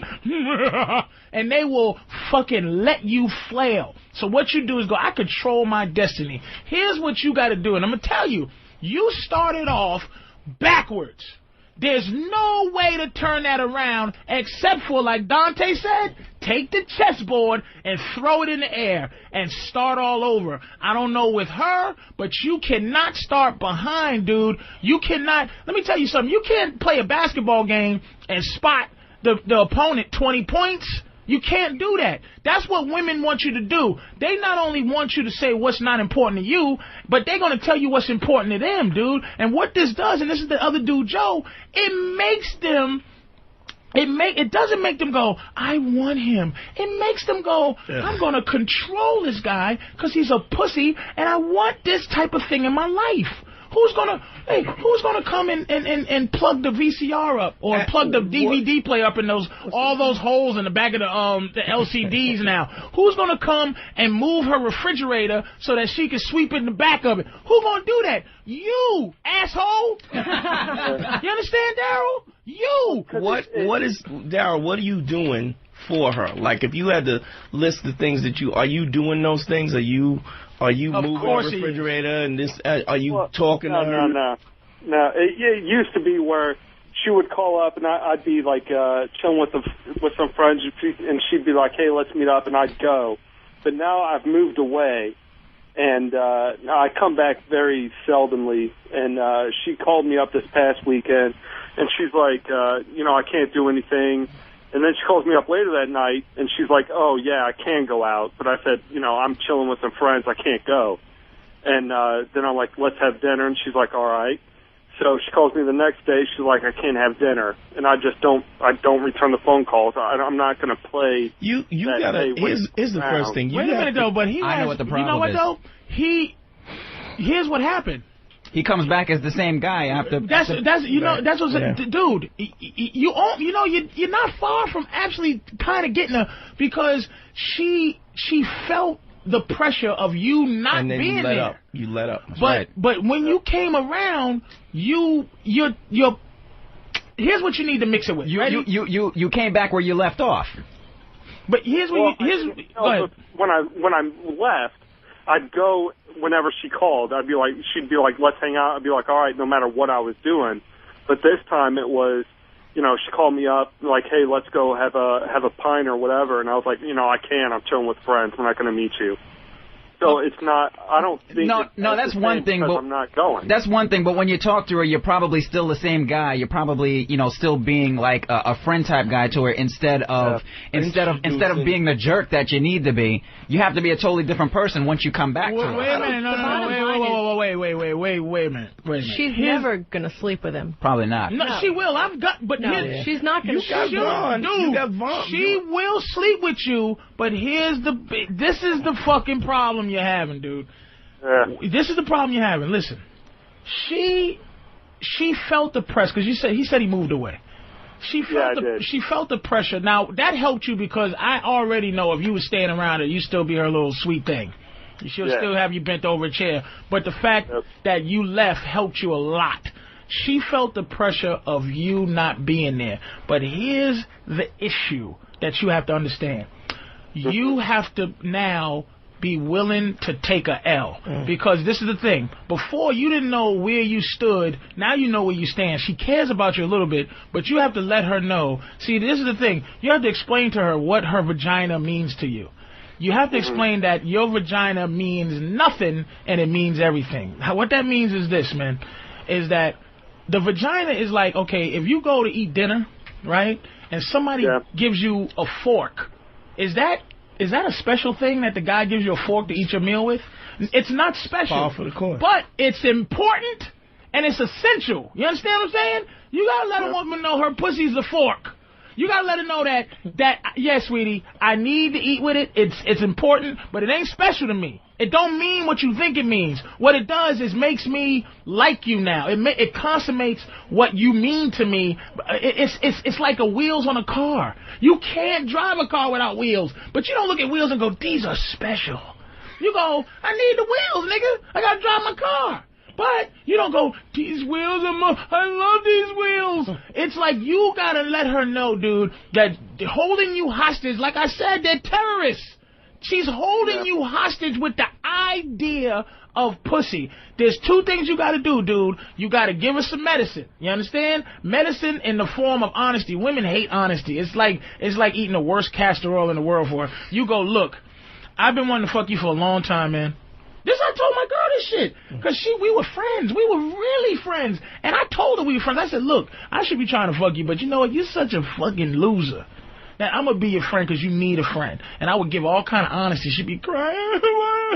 And I'd be like, what you crying for? Did no one ever talk to you about how fucked up you are? So she started treating me like a guy that was being her friend just to fuck her. I said, I don't need to be your friend to fuck you. You think I am? Man, I'm better than you. So I started fucking with her. She come back and go, I miss you, I miss you. I said, listen, I have to tongue kiss you because since you treated me like a nigga that was trying to fuck you anyway, I need to know what it's like. So I kissed her, and there was bells and for her. For me, I'm like, I just tongue kissed you. But it got special for her. Here's what you got to tell her. You got to be willing to take a L, Daryl, a loss, nigga. You got to tell her, look, man, you've been treating me like this duck for a long time. I'm going to tell you something.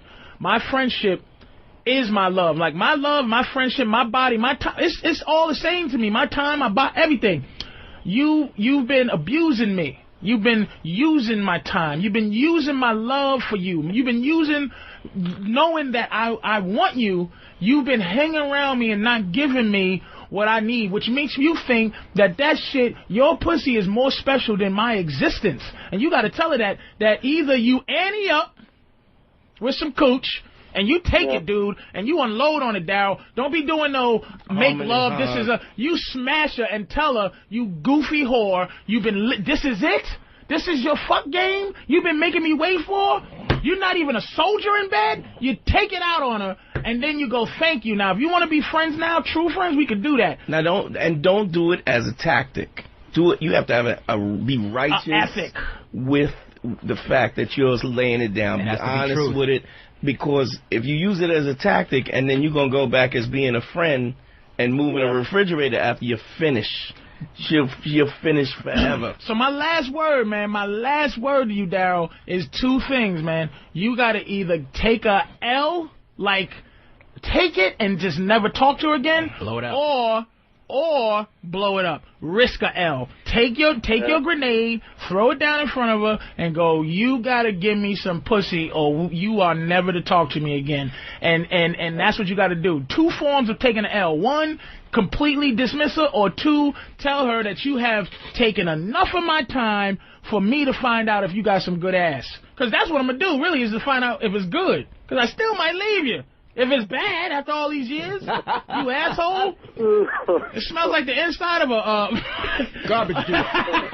Garbage water. It smells like the inside of a boxing glove after a 12-round fight.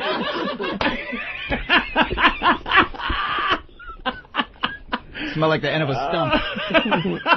All right, Daryl, take care, man. Good luck to you, man. But Patrice, that's what I mean by when I said, you got to come back like a jerk. Not really a complete asshole, but you're telling it as it is. It's not really literally a jerk, but it's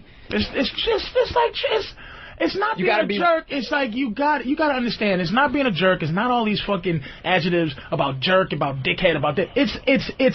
It's learning how to take that filter pulling out your teeth, pulling out your own teeth. Yes. And there is a savvy to do it. You can't just come out and go, bitch, ass. Well, what it is just learning how to take how you feel and just word it and just go, look, this is how I feel about this, man. I feel like I'm being taken advantage of. I feel like you're using me. I feel like this is how I feel. I feel this way. Now, it may be wrong, it may be right, but I'm telling you what's in my gut. I feel something. And I'm not going to automatically destroy what I feel to make you feel better. I'm going to tell you how I feel. Now, we should be able to deal with this because I didn't say just because I want to fuck you or just because I'm thinking about fucking you is that, or like if a girl goes, I love you, and you don't love her. Well, you just have to know a logic on how to say, look, like I told my girl, she told me she loved me first. I love you. And I go, well, I don't love you, but here's the thing. I'm going to stay the guy that you love. I'm going to be the same motherfucker that you fell in love with. I'm not going to change. And again, are you in love with me because... due to the fact that you think I love you relative to that? Or do you love me despite that? Do you love me regardless of how I feel about you? Don't you love me whether I love you or not? Yeah, I guess. All right, then shut up. Let's live life. Let's just live this what we doing. All right? Don't mess it up by making me take all the energy that I have in being this guy that you really into and then turn it into love. Now I gotta love you. Now I gotta be committed. And that's energy for a man. You're gonna take all the energy that he has to be spontaneous, to do things, massage your feet, to like you. Let me tell you something. A fucking guy liking you sometimes is better than a motherfucker loving you. Just liking you. And doing things because he's like, I like him. I like her. I like my boys. Some of my boys I don't love. But most of my boys I like. I like this nigga. Let's hang, baby. I don't love you. Nah, I love him. It's gonna fuck it up. Cause you start doing things to people you love. You start doing things to people you love that you think it's your God-given right. You're entitled to. People you like, you give yourself you self-moderate, and you go, you know what? I don't think I have to. I can't place this on a person that I like. Like a woman would do that. A woman that thinks she likes you and you like her. She doesn't ask you about your other girlfriends. She doesn't ask you about anything else. She enjoys what's good to her. She enjoys what's like. You remember that song, SOS Band? Just Be Good to Me. Just Be Good to Me. Play that fucking song. This is what every chick. This is what every. You got it. There it is. Listen to this song, dude. Nobody, Beyonce, fucking Ciara, whoever the fuck else is making songs, Britney Spears. All that shit mean nothing. This song can't be made now, but it should be now, because this song will keep every chick happy. Listen to this shit. Just listen to this. Turn this shit up. I want people to listen to this fucking song, I'm telling you. And this ain't filler, nigga. I can talk for years. I'm telling you, dude. Listen to the words and stuff. If you never heard this, there's some white people that just listen to fucking Meatloaf and rock and roll or whatever the fuck you listen to. Just listen to this song, man. Listen to this song that I'm surprised this woman, what's the name of the lady that had sing from SOS Band? God damn it, I know it. Deborah something? This is the SOS Band. It's got the longest intro ever, nigga. What is this? Keep talking. Broadway play? I'll tell you when it comes in. Listen to this. Friends, her all goofy bitches.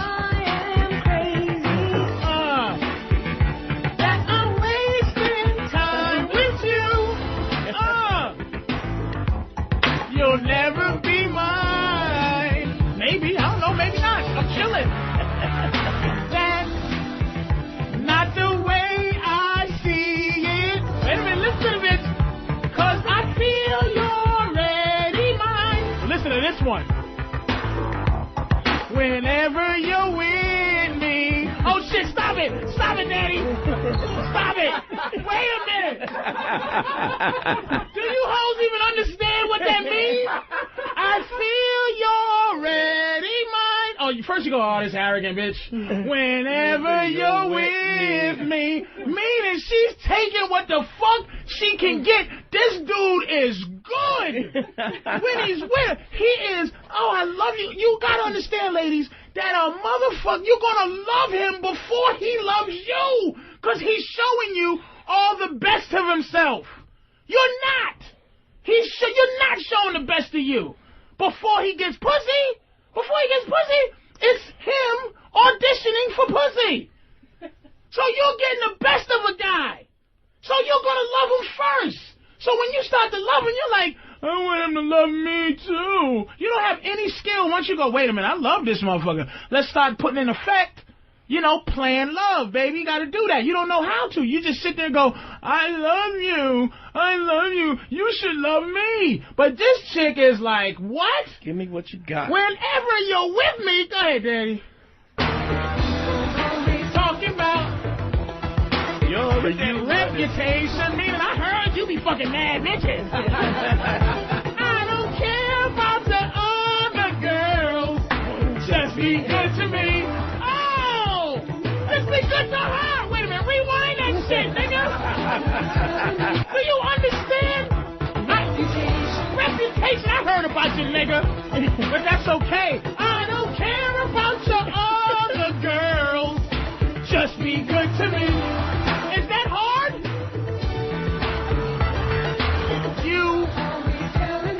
Nigga, how long? This is the longest song with no lyrics. You're a user. Wait a minute. Prince said you're a user. I don't care what you do to them. I don't care how you treat these other hoes, nigga.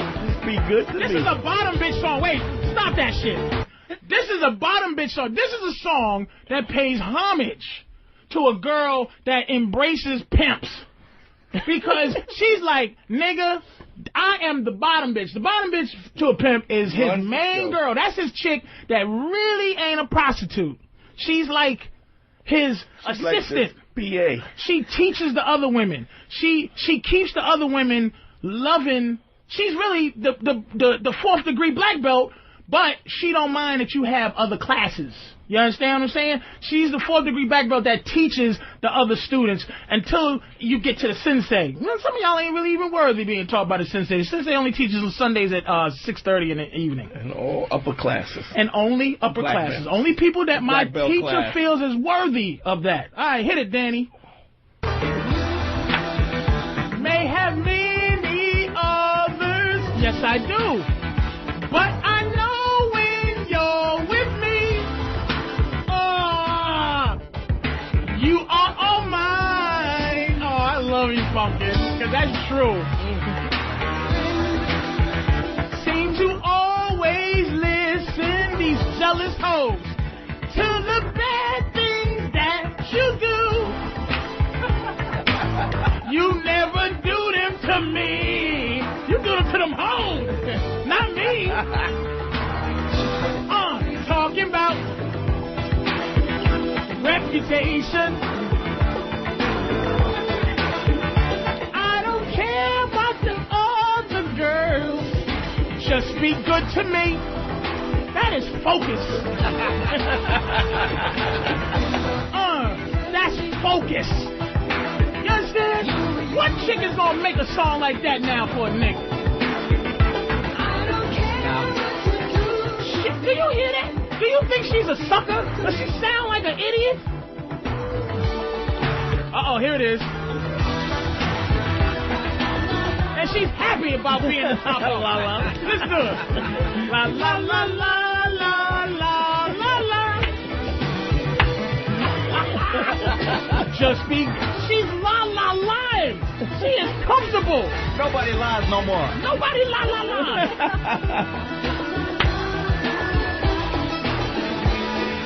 We missing something.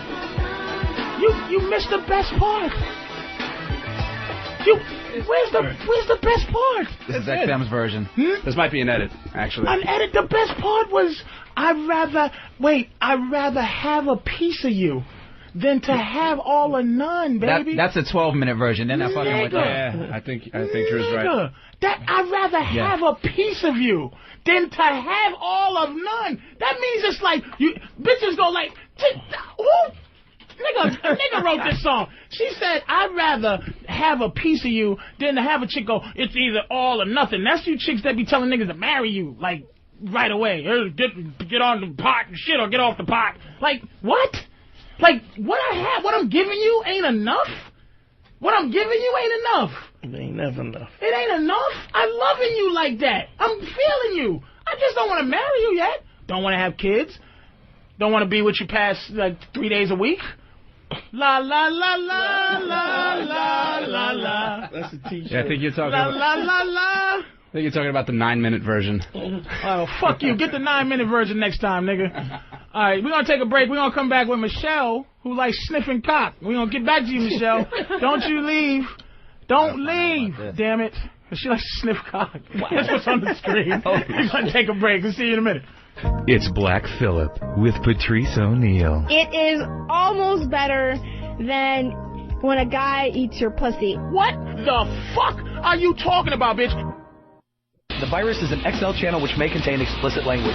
Channel blocking is available by calling 1-800-XM-RADIO or in XM Canada, 877-438-9677.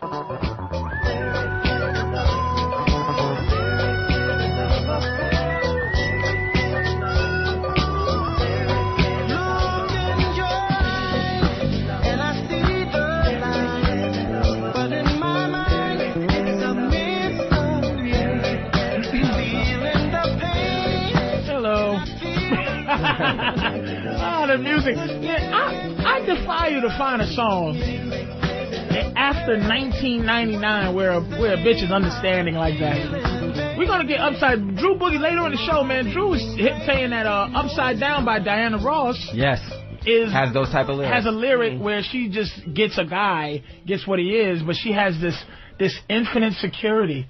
Boy, that's a song of security. But I've never, some songs, you don't know the lyrics of it. Like, my girl was hipping me to, like, how deep Gnarls Barkley's Crazy is. I remember when, like, all we know is, you think I'm crazy? But it's a deep song about some guy delving into psychosis, but he really don't think he is. Everybody else thinks he is. It's a deep song, and you don't know that until you like, well, oh shit, the lyrics. Like Upside Down, all I know is upside down. Oh, the lyrics.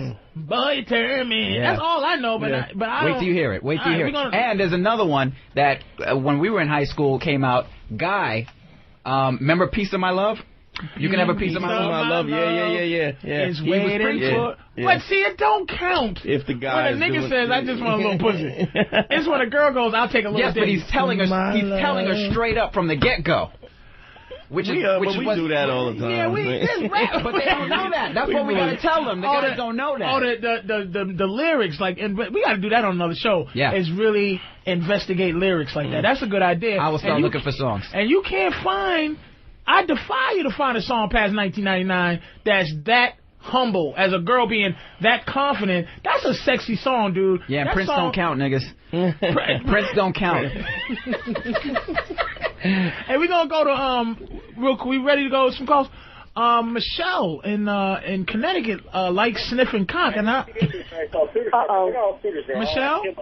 Yeah. Hi. Do you like sniffing cock, Pumpkin? I do. Okay, well, go ahead. Well, I don't think it's a bad thing, though. Well, me neither. I don't. Sniffing cock is always good. Now, you sniff cock. Why? Like, what is your purpose?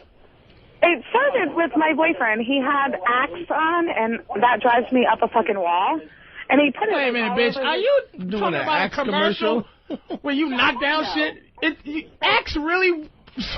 Wait, Axe really has a good effect on the... Wait a minute. Axe really smells good like that? Axe and Dolce & Gabbana make a fucking woman go nuts. Now, he sprays it where the hairline is? He sprayed it, like, on his jeans.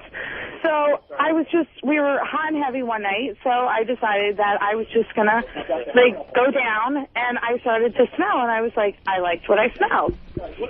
So it says you like sniffing just cock in general, or you like sniffing your boyfriend's cock with Axe on it?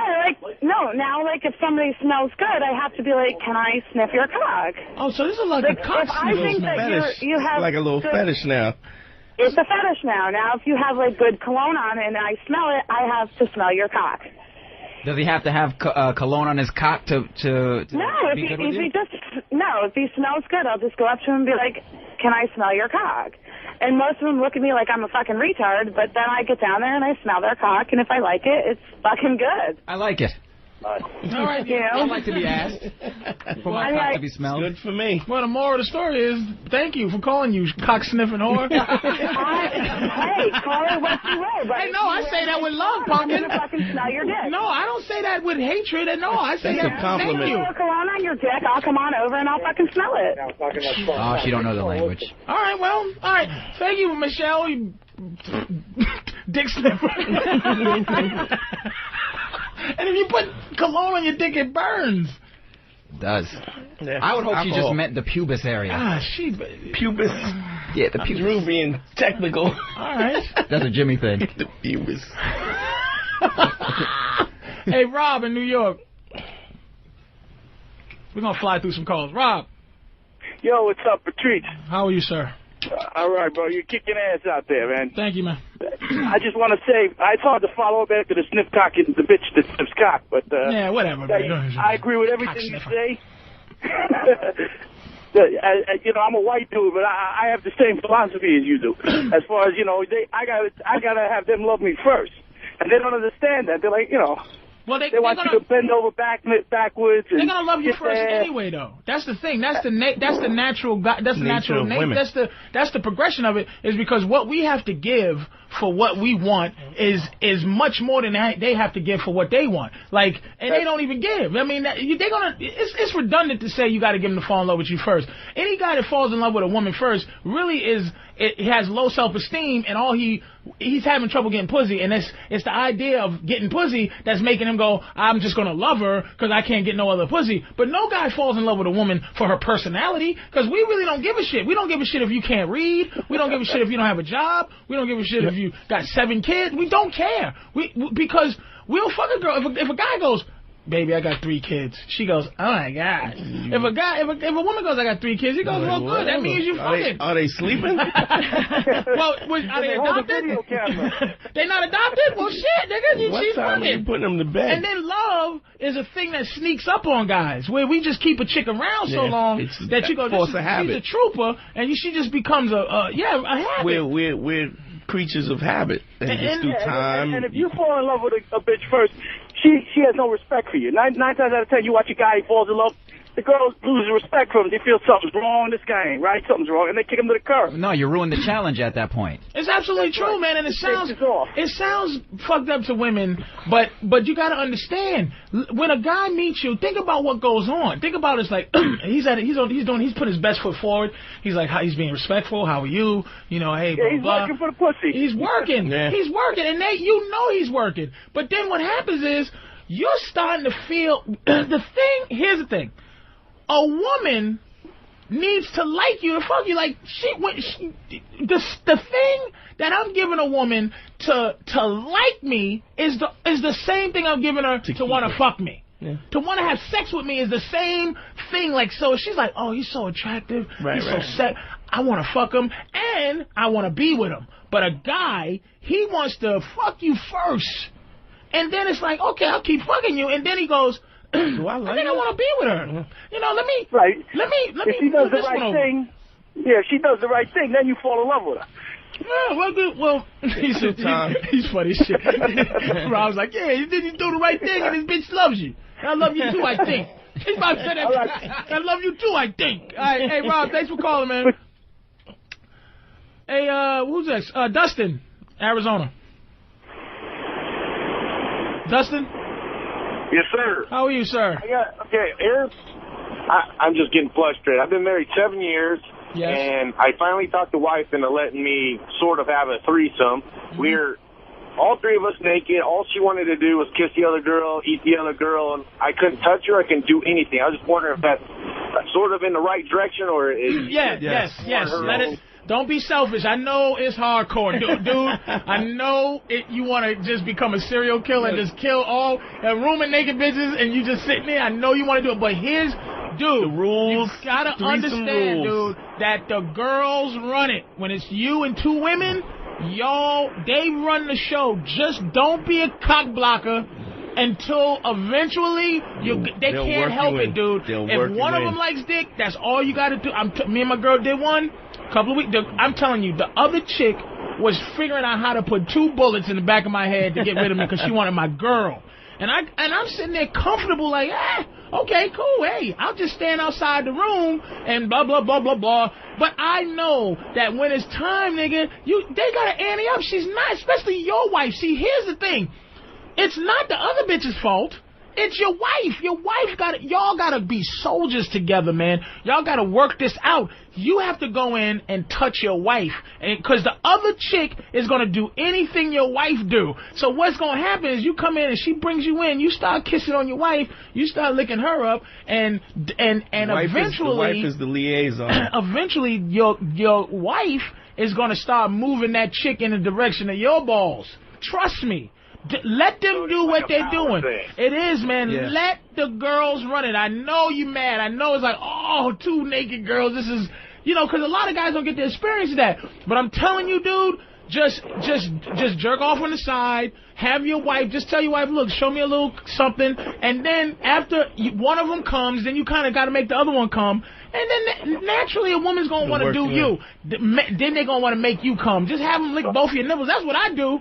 I'm like, I just get stereo nipple licks, man. That's what I do. I love it. But, dude, I understand your frustration. I understand it. Be patient. Let them come to you. Don't be too anxious. He hung his phone. Understand. And listen, if you're still there, understand that you cannot be selfish in this matter, man. Let the girls run it, because it's almost like, I'm trying to give an example You're of, the dick in the room. It's like, you gotta be the dick in the room. It's like, you know how you go somewhere, you go to the movies, and you just go, I'm just going to watch the movies, but there's the popcorn stand. And so the movie people, the popcorn's $10 and everything's so expensive. But people know innately, it's something about when you go to the movies, you got to get some goobers. You got to get some. So if you go there and your wife is going there with the intent purposes of being with another girl and she wants to muscle you out, trust me, if you just keep your dick hovering around like the aliens from Independence Day, just in the stratosphere, let your balls break off and float. You know, they go, sir, the other one stopped, but there's 2 more balls floating around in the atmosphere. Let your balls float around in the atmosphere, but don't force it to happen, dude. I'm telling you, they can't help it. Your dick is like goobers at the movie theater. They got to get some. And nobody goes to the movies for popcorn. And go for the movie first. You end up getting popcorn. You want some popcorn? Give me a popcorn. That's what your dick is in that situation. Your dick is just popcorn. So don't be. This is what I'm saying. Ego. Today's lesson is ego, nigga. Don't have it. Just let it go. Let them girls listen. Put it this way. How exciting is it to watch lesbian porn? You know, you watch 2 sexy women go at it. You sit there and you beat off. You don't get mad if they don't say, wait a minute. Wait, I think there's a guy watching. Come here to the TV. You go like, what the fuck? Just know that all your senses, you can smell it happening. It's your sheets, it's your bed. It's like, wow, it's just, let it happen, dude. Let it happen. The 3 rules of threesomes. Let your girl set it up. Let your girl set. This nigga know. Let your girl set it up. Don't be too anxious. about how just don't be too excited about who she picked. And don't fuck the other bitch when she's not looking. And don't fuck the bitch after the threesome. Don't spoon the other bitch and tell your girl to go in the bathroom. You can't love the other chick. Oh my God. Let's go to my boy Jerry, man. Damn. Jerry. Yo. How you doing, man? Hey, what's up, man? You gotta come in, dude, one of these days, man, and hang. Is this the man? Yeah, I know. This is my boy from Connecticut. This is dude. This is two girls. Pimp. Yeah, I'm living the life. You gotta come in one of these days with the family. That's what we call it. Shit, yeah. you gotta come in with the family, man. Jerry Bigelow. Bigelow Jerry. What's going on, man? Did y'all do something today? Oh, you know what I want to ask you, Jerry?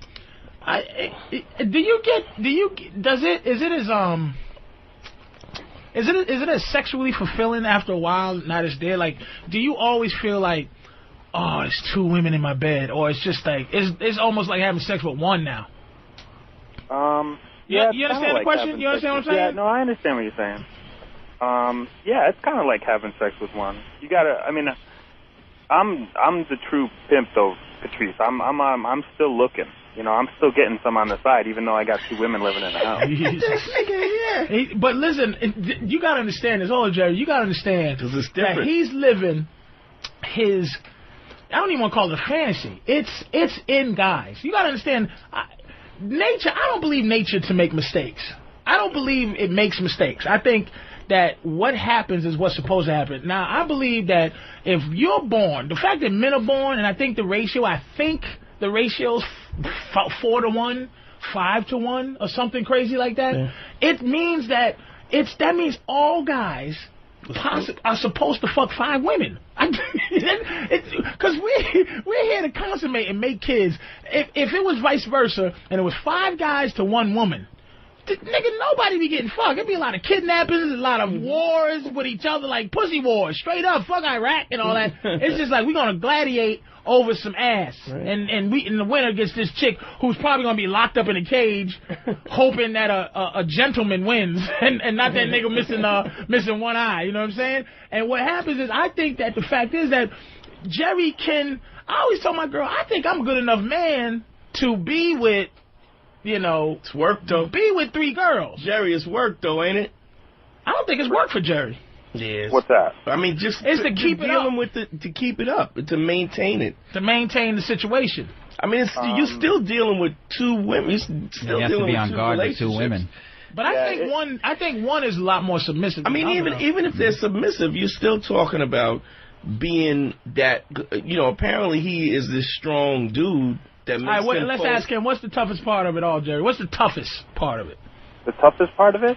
Like the thing that's not it's not pimp. It's like I like to say the word pimp, but it's tough to pimp a girl that you care about. It's tough to be hard on her all the time because you do want to take care. That's another thing about us. We are providers. We want to take care of our family and take care of the woman we love. But the toughest thing about being with 2 women as your woman, what is the hardest part of that?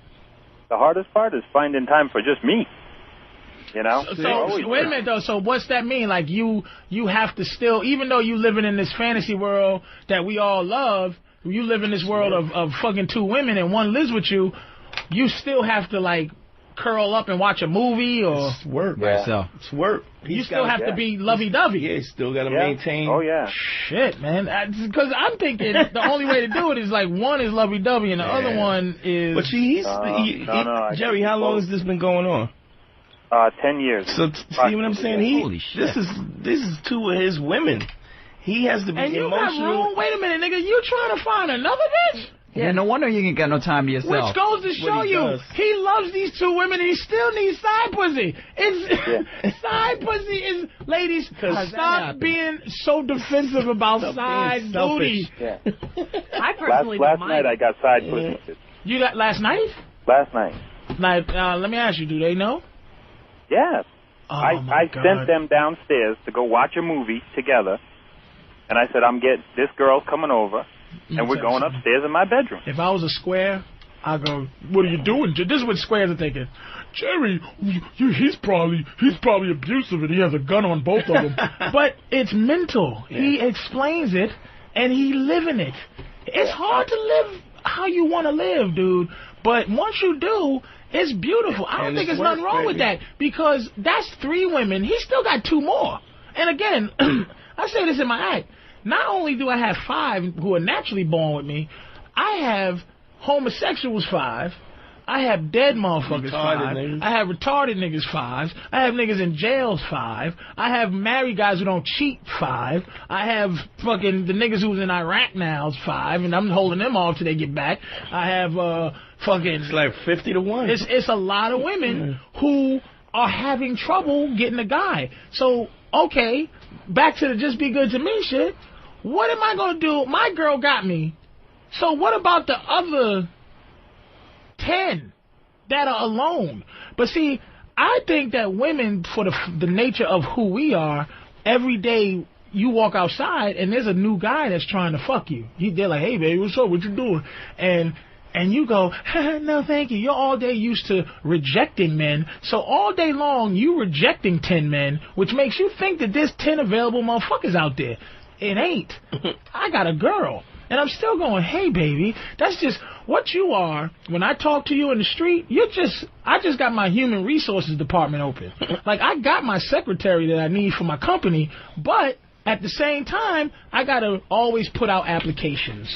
Just in case this bitch leaves me without 2 weeks' notice. She might slip and fall. she might try to sue the company. I got to replace her just in case she leaves the company. And that's what women don't understand. Is a shortage of men. You don't have a lot of options. That's why a guy like Jerry can live. Jerry, are you a part of any, like, cults? Any, not cults, but any, I know what you're saying, though. Not a cult, but like a, what do you call it? Like a group. Like, are you a part of any sex groups or anybody that lives like you live? No. We've talked to some people online. But we're not really a part of a specific Jerry's group. too busy trying to take care of all these. No, but let me tell you. No, but think about it. He's doing it with like no role model. He's doing it with like nobody to tell him how it was done. How old are you, Jerry? How old are you? I'm 40. All right, 40. Yeah. When this is so interesting. At what? Because we all live the same life. I mean, I'm sure you didn't start off in the 10th grade as like, I'm gonna do this. No. What was the point? What was the, like, for me? It was always there, but Brazil had this thing where I go, wait a minute. This is like the epiphany. This is the epiphany time. So I'm asking you about the epiphany time. When I had an epiphany, it was when I went to Brazil. I was in my regular, because I used to be a serial monogamist, meaning I would just go from woman to woman and make her my girlfriend. I would always have a girlfriend. And what I said to myself, I got into the same thing with this last chick. I went to Brazil, and I just met the chick, and then I went to Brazil.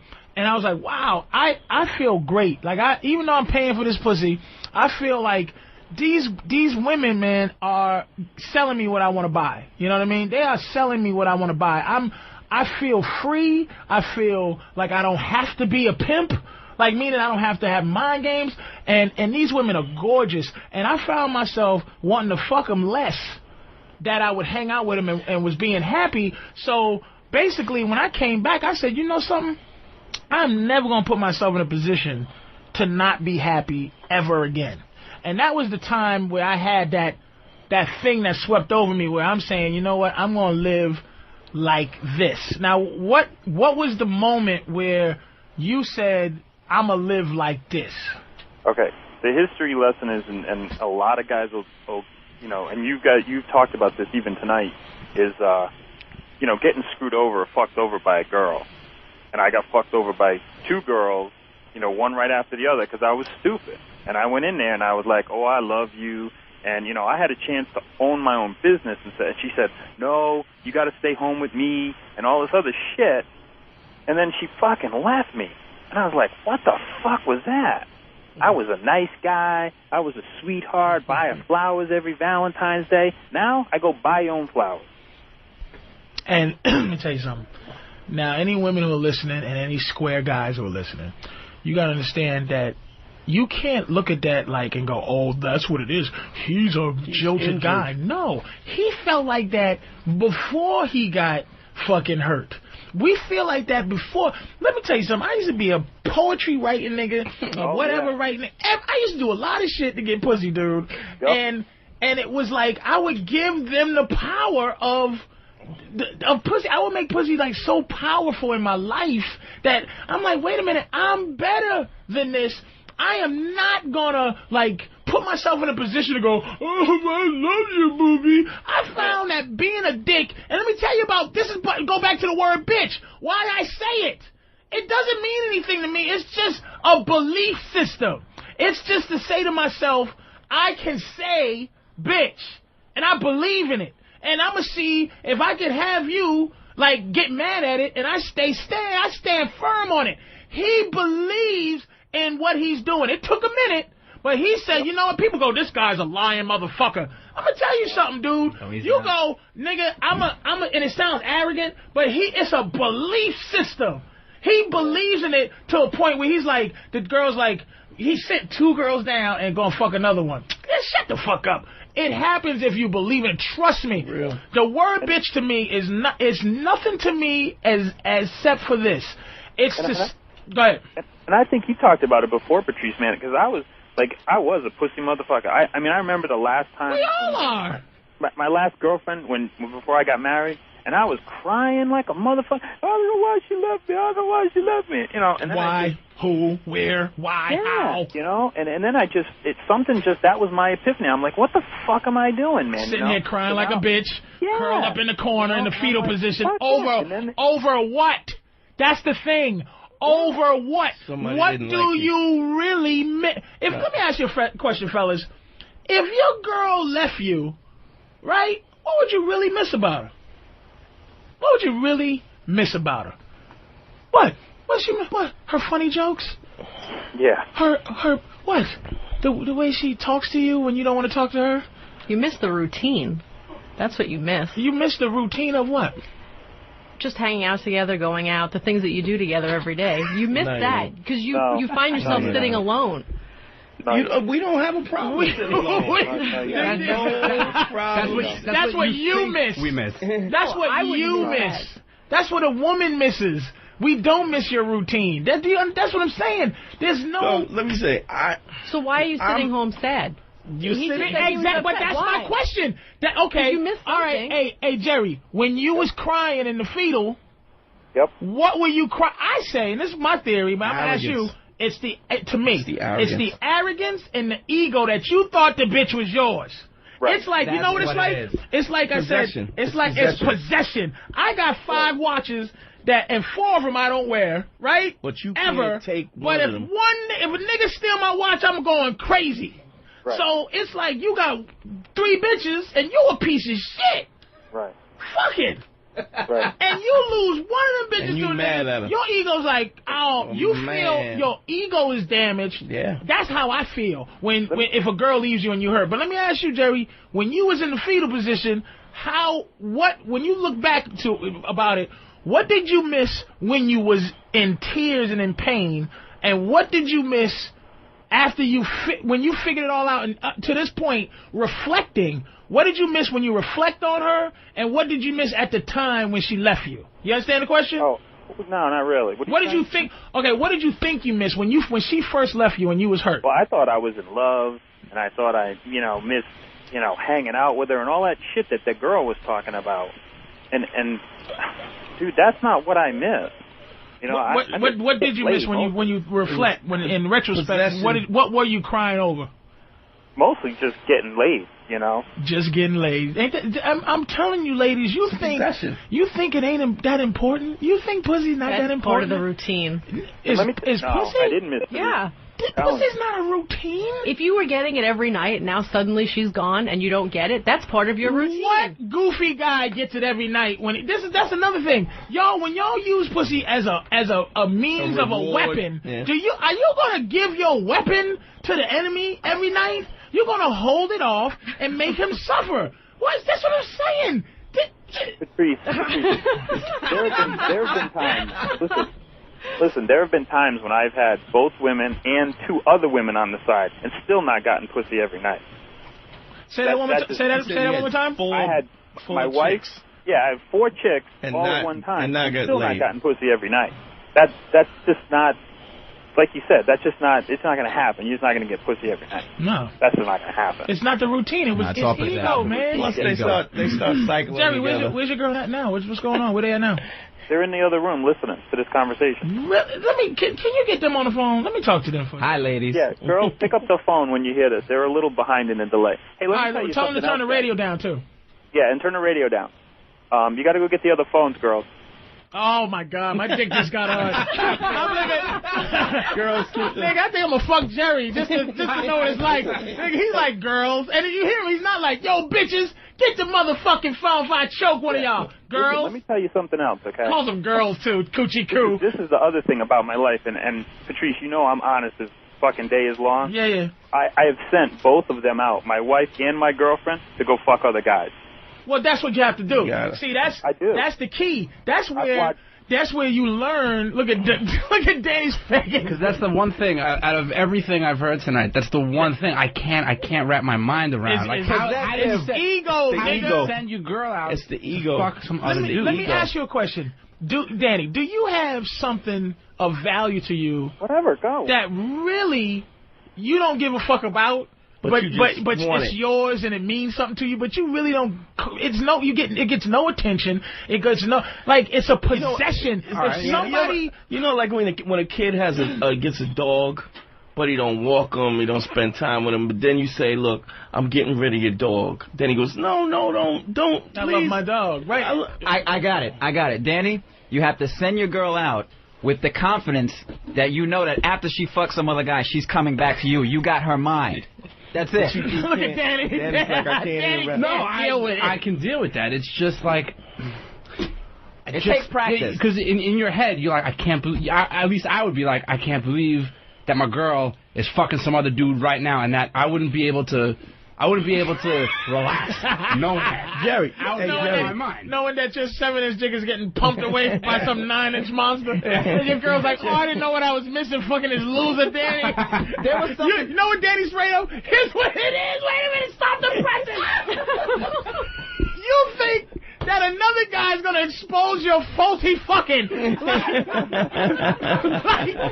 what it is. Is you think there's another guy? I'm gonna tell you one story of my girl that bugged me about her fucking another guy. She said she fucked this rapper. I'm nameless. Okay.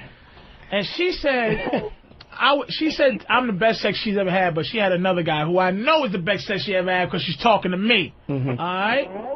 So she said that he's the only guy that when he was fucking her made her have to pee on herself. And when he was fucking her, he said while she had to pee, she said I had to get up and go pee, and he said I don't give a fuck if you piss, just keep pissing. He kept fucking her, and she was crying when she was telling me the story. And my stomach, I almost threw up. I think my kidneys went into failure. I think my liver fell out. When she's saying this guy is fucking her till she peed on herself. And I said, you know what it was? Here's what made me mad. Because I can't fuck her till she pees on herself. I don't have a pee dick. So this nigga was packing enough to fuck with a bladder. And Danny's scared of the nigga's gonna fuck his girl's bladder to shreds. But that's why I go out and I try to actively try to embrace another guy fucking the shit out of my girl, and hopefully my mind game can overwhelm his bladder skills. Bladder beating skills. I remember something you said, and it was to the effect of you know, a guy who lost his, he was like 35, he had a 21-year-old girlfriend, and he lost her to another guy, thinking his fuck game was supposed to keep her. Right. And that's not the way it works. You can't keep a 21-year-old girl with your fuck game, especially if you're 35. I mean, Jerry's 40. He can't keep this going with his fuck game. He's 40. So he has to keep it with a mind. Like, girls, that's not dick. Girls, get the phone. Girls, that's not dick. Right. It's something else. It's leadership. It's like, these chicks like, this nigga's a winner. For some reason. That's how I gotta keep my girl thinking I gotta be better than a nigga fucking her bladder to shreds. And I got mad, nigga. I was like, ah! in my head, bitch gotta pee on herself, and no matter how hard I push my fat butt, no pee is gonna, unless I crush her. You have to punch her in the kidneys. Crush her hip bone. Punch her in the kidneys while you. I gotta reach down and start squishing her organs for me to make her gotta. You understand? Yeah. It's like, it's an ego thing, Danny. It's ego. like you thinking that some guy's just gonna be better than you and the fuck, but you gotta have her thinking. Like a friend of mine just called me and said he was scared to get a dildo bigger than his own dick, and I said, look, what you have to do is have her think, because any woman can get dick, but she can't get sex, that satisfying fucking orgasmic thing. Once you can bring that to a girl, she applies that. Like if these two girls leave Jerry, both of them will be fucked up because they're gonna miss the energy of like this new chick my girl brought around, and we messed around a little bit, and she was just like, she kept saying things to me like while she was thinking, because she looked at, I'm a big motherfucker, so she's like, when she's sucking my nips, she's like, oh wow, he looks at her, she looks at her, because she's still into my girl, so the girl's talking to my girl, and she's like, oh, you smell like soap. And I'm thinking to myself, what am I supposed to smell like? What, you thought I smell like underneath a whale's arm? Like a whale ball. Like hot dog water.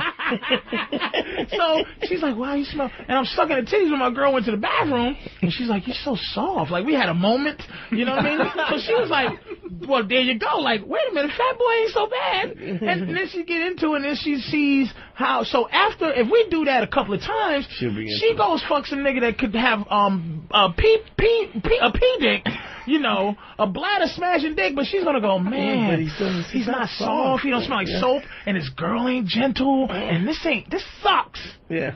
Even with giant dick. Here's what happens. A good situation, like even the magic wand, when we was using the magic wand, I know guys that I had turned on to the magic wand, and they would use it, be afraid to use it. I don't want my girl to be into that. But what she does is she attributes that item to you. She associates any sexual activity that makes her feel good to him. So that the vibrator is no good without you. Let me tell you something. I've given out magic wands. There has to be at least 400 magic wands floating around the universe. Wow. And I'm talking about after one that, and then I have to say it has to be about 400 attributed to me because of people you turned and on about to. 800 attributed to you because Dante hit me to the magic wand. I used to be a believer in the pocket rocket. Right. Then he got me in the magic wand, so I hit this one in the magic wand, and I know that one hit somebody to the magic wand, so I must be responsible for 400. Dante must be responsible for 800 with my 400, and I'm going to tell you, some of the chicks still call me because I was the nigga that introduced her to this way of life. So what happens is why these women cannot leave Jerry is because there's a way of life that they are associated with Jerry. They got to go in, and here's the thing. Women do not introduce what they want sexually to you. You know what I mean? You have to introduce it to them. They're not just going to go, listen, you can't say choke me. Because the whole idea of you choking her is lost because she's telling you to choke her. Exactly. So the fact is, she can't, like, what woman now that one of these girls leaves and she goes, hey, listen, sweetie, you think you can find yourself another girlfriend that lives with us upstairs and then also go fuck other women and then I go fuck other guys? Listen, you have to get out my house, crazy bitch. But that's what I'm saying. That's why it's easy to have a 10-year thing like this. I mean, it's the tough. Jerry, hey, listen, we're going to go on a break real quick. Stay on the phone, and we're going to kick it to the girls. Okay. Daddy's got to run. The girls. I love the girls. Girls, we're going to be back in a minute, all right? All right. Oh, she sounds nice and controlled. Yeah. There you go. Go get me some tea. Even though I'm not there. All right, see you in a minute. It's Black Phillip with Patrice O'Neal. So the guy goes, well, I can't get hard unless you suck my dick. So I was like, I don't know you. I can't just suck your dick. What, bitch? Who sucks the dick after you met the guy the night before? Fuck! Bitches just make me sick. I'm not sucking raw cock. I don't know. Shut up!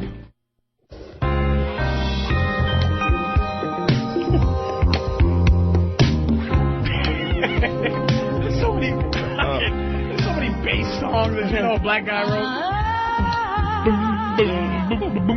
That's some Howard Hewitt shit. And we love is the whole about the feel. And love, this one guys just have love in their songs all the time. And loving a girl from him to you. And when you love somebody, love is love. And love and love and love. Hey man, we gotta go right to Alondra, man. These words I'm reading, this can't be true. Alondra? I think he's... Where's the... Oh, Danny's the phone guy. Click the thing first. Click. Look at Danny, you dirty slave. Click this phone, nigger. Alondra? Hello? Easy. Alondra? Hi, how are you? I'm sorry. First of all, how old are you? I'm 24. 24, so you still got the silicone pack in your pussy that come with the shoes? Like, it's brand new, ain't it? Got that new car smell. New car pussy. that pine pussy. Go ahead, sweetie. Go ahead, speak your piece. Beautiful. No, I had a comment about the guy that was surprised that his girlfriend dipped him over because he had put off, like, opening up a business because she said that he should stay home with her. Yeah. Like, he was a fucking cunt. So how did he not know she was going to dick him over? I don't know. I don't have a fucking idea. You sound like the woman is selfish, and she was obviously going to dick him over. Any woman that would ask a man to not open up a business to stay at home with her. Are you talking about Jerry? Yeah. Oh, right, but no, sweetie, time out. See, a lot of women believe that they're different from all the other women. You would do that because let me explain to you. In your jealousy, here's how warped you are. You believe any other thing that takes up your man's time is another woman. If he loves video games, it's like that bitch Gears of War. 360. If he loves DJing, that fucking hoe spinning record, you get jealous of anything that you feel is better than you in the relationship. So she knows that asking a man not to have a career, not to build his life is wrong. But y'all don't give a shit because that's just your competitive, jealous nature, and it's his fault or any guy's fault for not putting an option. Now, he knew it was his fault. He learned from it. Now look it. Bitches are suffering. 4 or 5 hoes in the house. And it's going to happen to you soon, too, lovey lumps. In 6 years, when the value of your coochie starts to depreciate, like a Ford Taurus. But you sound cute, though, Precious. Are you a virgin? No. All giggly and shit. What are y'all having, a slumber party hitting each other with pillows? Oh, I can see pillows. I can see little pillow pants, pillow feathers sticking to the pussy. Oh God, you sexy sons of bitches! All right, Alondra, take you and your goofy voice and finish the rest of the night. But thank you for the call, sexy. And we're going to Diana in Cali because she has something to say about what we were saying about the P dick. Hello. Yeah. Ooh. Yes. Hey, Diana. Hi. Patrice, I love you. I think you're so funny. But anyway, it's not true that it was because but not of the sexy, size though. Of Shit. I was hoping you said sexy. The size of... Yeah, but I'm not a ditz either. But the size of his dick isn't what made her pee. What is it? Just because sometimes we have to pee. And you get up and you go to the bathroom, but he was just a nasty pig, and it's gross. And I wanted to tell you that using a vibrator, it makes you come in a different way if you just use the vibrator, like, on your clit. Mm-hmm. But I can't come with it inside of me unless my boyfriend is using it. I can't do it to myself. I think it's, I don't know. For some reason, it doesn't work. Yeah. So what's the difference between a vibration orgasm and a penetration orgasm? Okay, if you just do it on your clit, it's completely different. It's a completely different orgasm. Explain the difference. I don't know how to even explain the difference. It is just Does it shoot through your head, or one shoots through your vagina to your head, or one shoots through your backbone to your earlobe? What's going on? The first time I ever actually came with the vibrator, just using that on my clit, I got like this. It was amazing. I got this like hot. It was weird. I don't know. There's two different ways. Even the doctors say that. Like I watched that crazy old lady doctor. Yeah, but we're trying to. I don't know how to even explain it. Which one would you rather have? Want to chime in on this? A penetration one or a vibrator one? A penetration one, but they're completely different. But I'm saying which one is so one is easier to get. Now my girl, we probably had sex. So 4 years of the things. So at least 1,600 times. Yeah. I think she's come every time, but I think she's had. That's my phone. I can't even get to it. I think we've had sex about 1,600 times, and I think I've made her have. I can count maybe 30 where I got lucky enough to find the spot for her to have a penetration orgasm. I think the rest is clitoral because I eat the pussy, but I remember how she gets where I know she's gonna have a penetration one. She'll choke me, right? She sits on top. She'll choke me, and to not move. Like I think I've never made her come moving my ass. She goes, sit there, fat boy. I do the same. Shut up, motherfucker! Don't move, and she'll crush my larynx until she comes. Because it's like it's that spot you find in the thing. Go ahead, babe. The size of the dick has nothing to do with that either. What size is your boyfriend? He's not packing, is he? He has a nice size dick, but it's not. He makes me come like crazy. I never had a guy that made me come. I had to learn how to make myself come when I would do it to guys because they would just want to get, they were guys. How old are you? How old am I? Yeah. I'm 26. She's getting there 4 more years. But every time we have sex, I have came, except for one, and I was mad at him because I didn't get to. Well, lucky you, tend to draw. Well, good. Have a good. Hey, tell him to bust one for me tonight. Thank you for calling, Precious. Hey, you can get a penetration orgasm by if you use your abdomen and press it against the clit and rub your clit against the lower abdomen while you're penetrating. Shut the fuck up. Fuck you. I'm trying to stay abdomen and be sexy. The lower abdominal wall. If you got a gut, it helps too. Hey, put Jerry back on the line, man. Hey, Jerry, you there? Yeah, I'm here. Are the girls there? Yes. Hey, girls, is it the dick that Jerry's slinging, or is it the game that he's selling that makes you love him?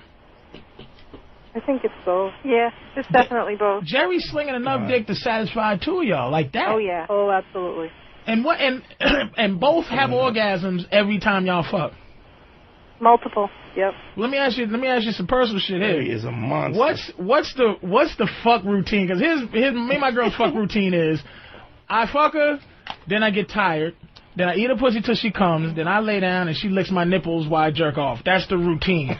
What's y'all routine? Like what's the thing y'all mostly do that you know is gonna satisfy each other? I fuck until they come, and then I do whatever I want. Yeah. What's that? What's the whatever you want? Fucking film. It varies. It varies. Like whatever. Doggy style, on top.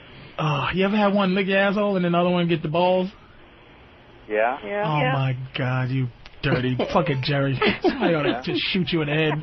Like ass, both of them in the ass, banging them both in the ass. Really?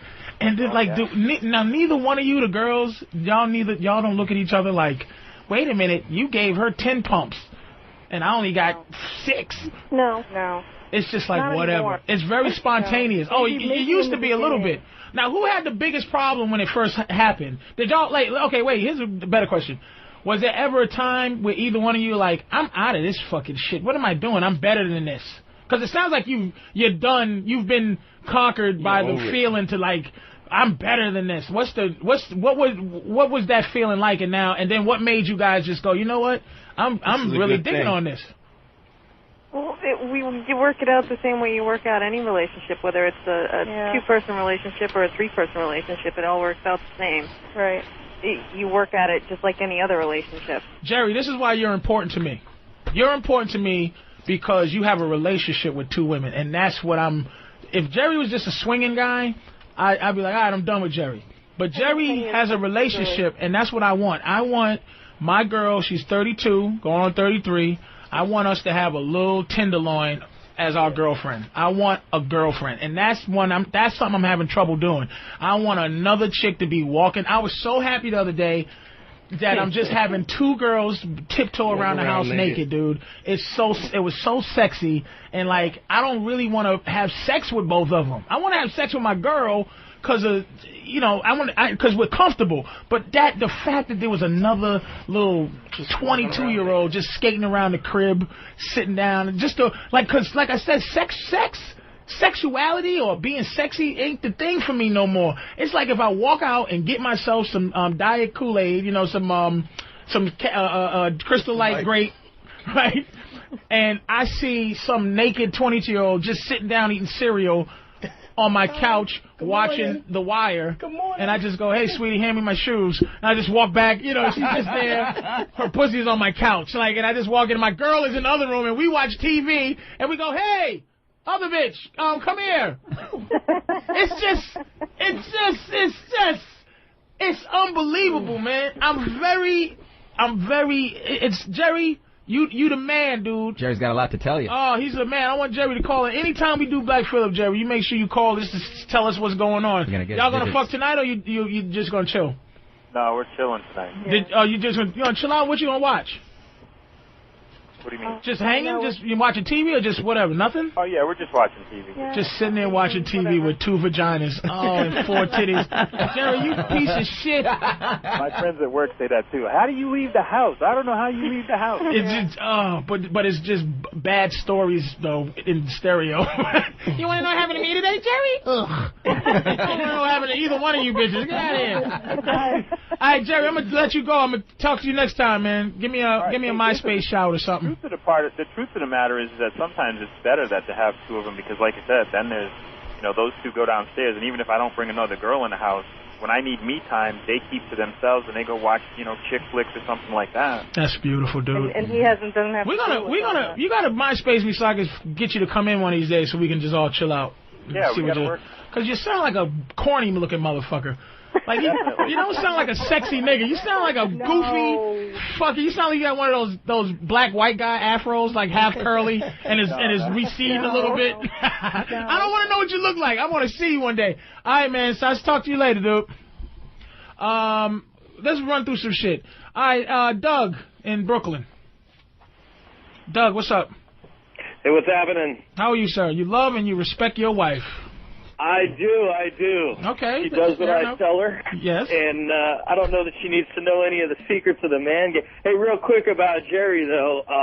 The only way I think he makes it work is he's sitting there between two probably husky women. And, you know what? That's a fair fucking... I did not get into how they look. Shit. That is a fair... Jerry... No, we did last time. Jerry, they were hot. Do you hear this piece of shit, Doug? Challenging my friend Jerry, but Doug, you got a good point. They might be two horrifying messes. They might be, one might lost the left arm and the other might lost the right arm, and together they just make a whole bitch. They need each other to play the guitar. You're a man of the world. I'm sure you spent a little time in the Bay Area with the hot tubs and the Power Exchange and maybe a little bit of Vegas. So wait a minute. Wait, Doug. You've seen the swinging lifestyle. Is this the show's getting ready to get over? That's it. Doug, call in next time, man. We'll keep you posted on when this shit's coming out again. Hey. I will, man. Hey, I really missed you, man, and I love seeing you live. Where are you going to be at in California anytime soon? I'm be out there this Monday, so I don't know. MySpace me or some goofy shit, man. Thank you. I'll do it. All right, see you. Hey, listen, to Dan in Ohio, to Terry in Philly, to Danae, who called me a fucking liar, you bitch. I don't want to talk to her because I know I'm going to curse her out. Call in next time, you fucking Danae, I'm a liar. Why? Well, he's lying because I saw him in Philly and he blows you. Shut up. Curtis, I'm sorry. Matt in Jersey, Tony in Jersey. You know I like to talk, but the next time that the Black Phillip show is on, I'm gonna make sure I get as many calls. That's where we're gonna work out the kinks, cause you know I like to talk. We like to talk, nigga. We like to run it down. I told you. And we're gonna get to Upside Down too, niggas. That's we right. gonna figure it all out. I will get some more songs. Hey, so what's going on with you, man? Anything you got to plug? You gonna be around somewhere? MySpace.com/Drew Boogie. That's it. DRUBOOGIE. That's the last time I'm gonna spell it, niggas. Drew Boogie, that's my dog. And young lady, we're not gonna say your name because you. Drew Boogie's trying to get some ass, but we're glad you're here. Nice girl, got a tongue piercing too, you little dirtbag. Nice. Anything you want to say to the world? Nothing? Anything going on? No, I'm good, thanks. All right. Yeah, we ought to lock the door and get something from him, Drew. You're absolutely right. That's what's going to happen. Dante, we going to be anything? I'll be at Stand Up New York next weekend. That's in the city. That's 78 in Broadway. That's in Manhattan. That's 78 in Broadway. Stand Comedy New York. Village. I'll be in Comedy Village all this week. All this week? Yeah. Comedy Village, which is formerly the Boston Comedy Club down on West 3rd and McDougal, between McDougal and Thompson. And Dante, you can see Dante around. And I'm going to be... MySpace me /Dante Nero. This concludes Saturday Night Virus. Stay tuned next week for The Laszlo Show, 9 p.m. Eastern to midnight, only on XM 202. The Virus.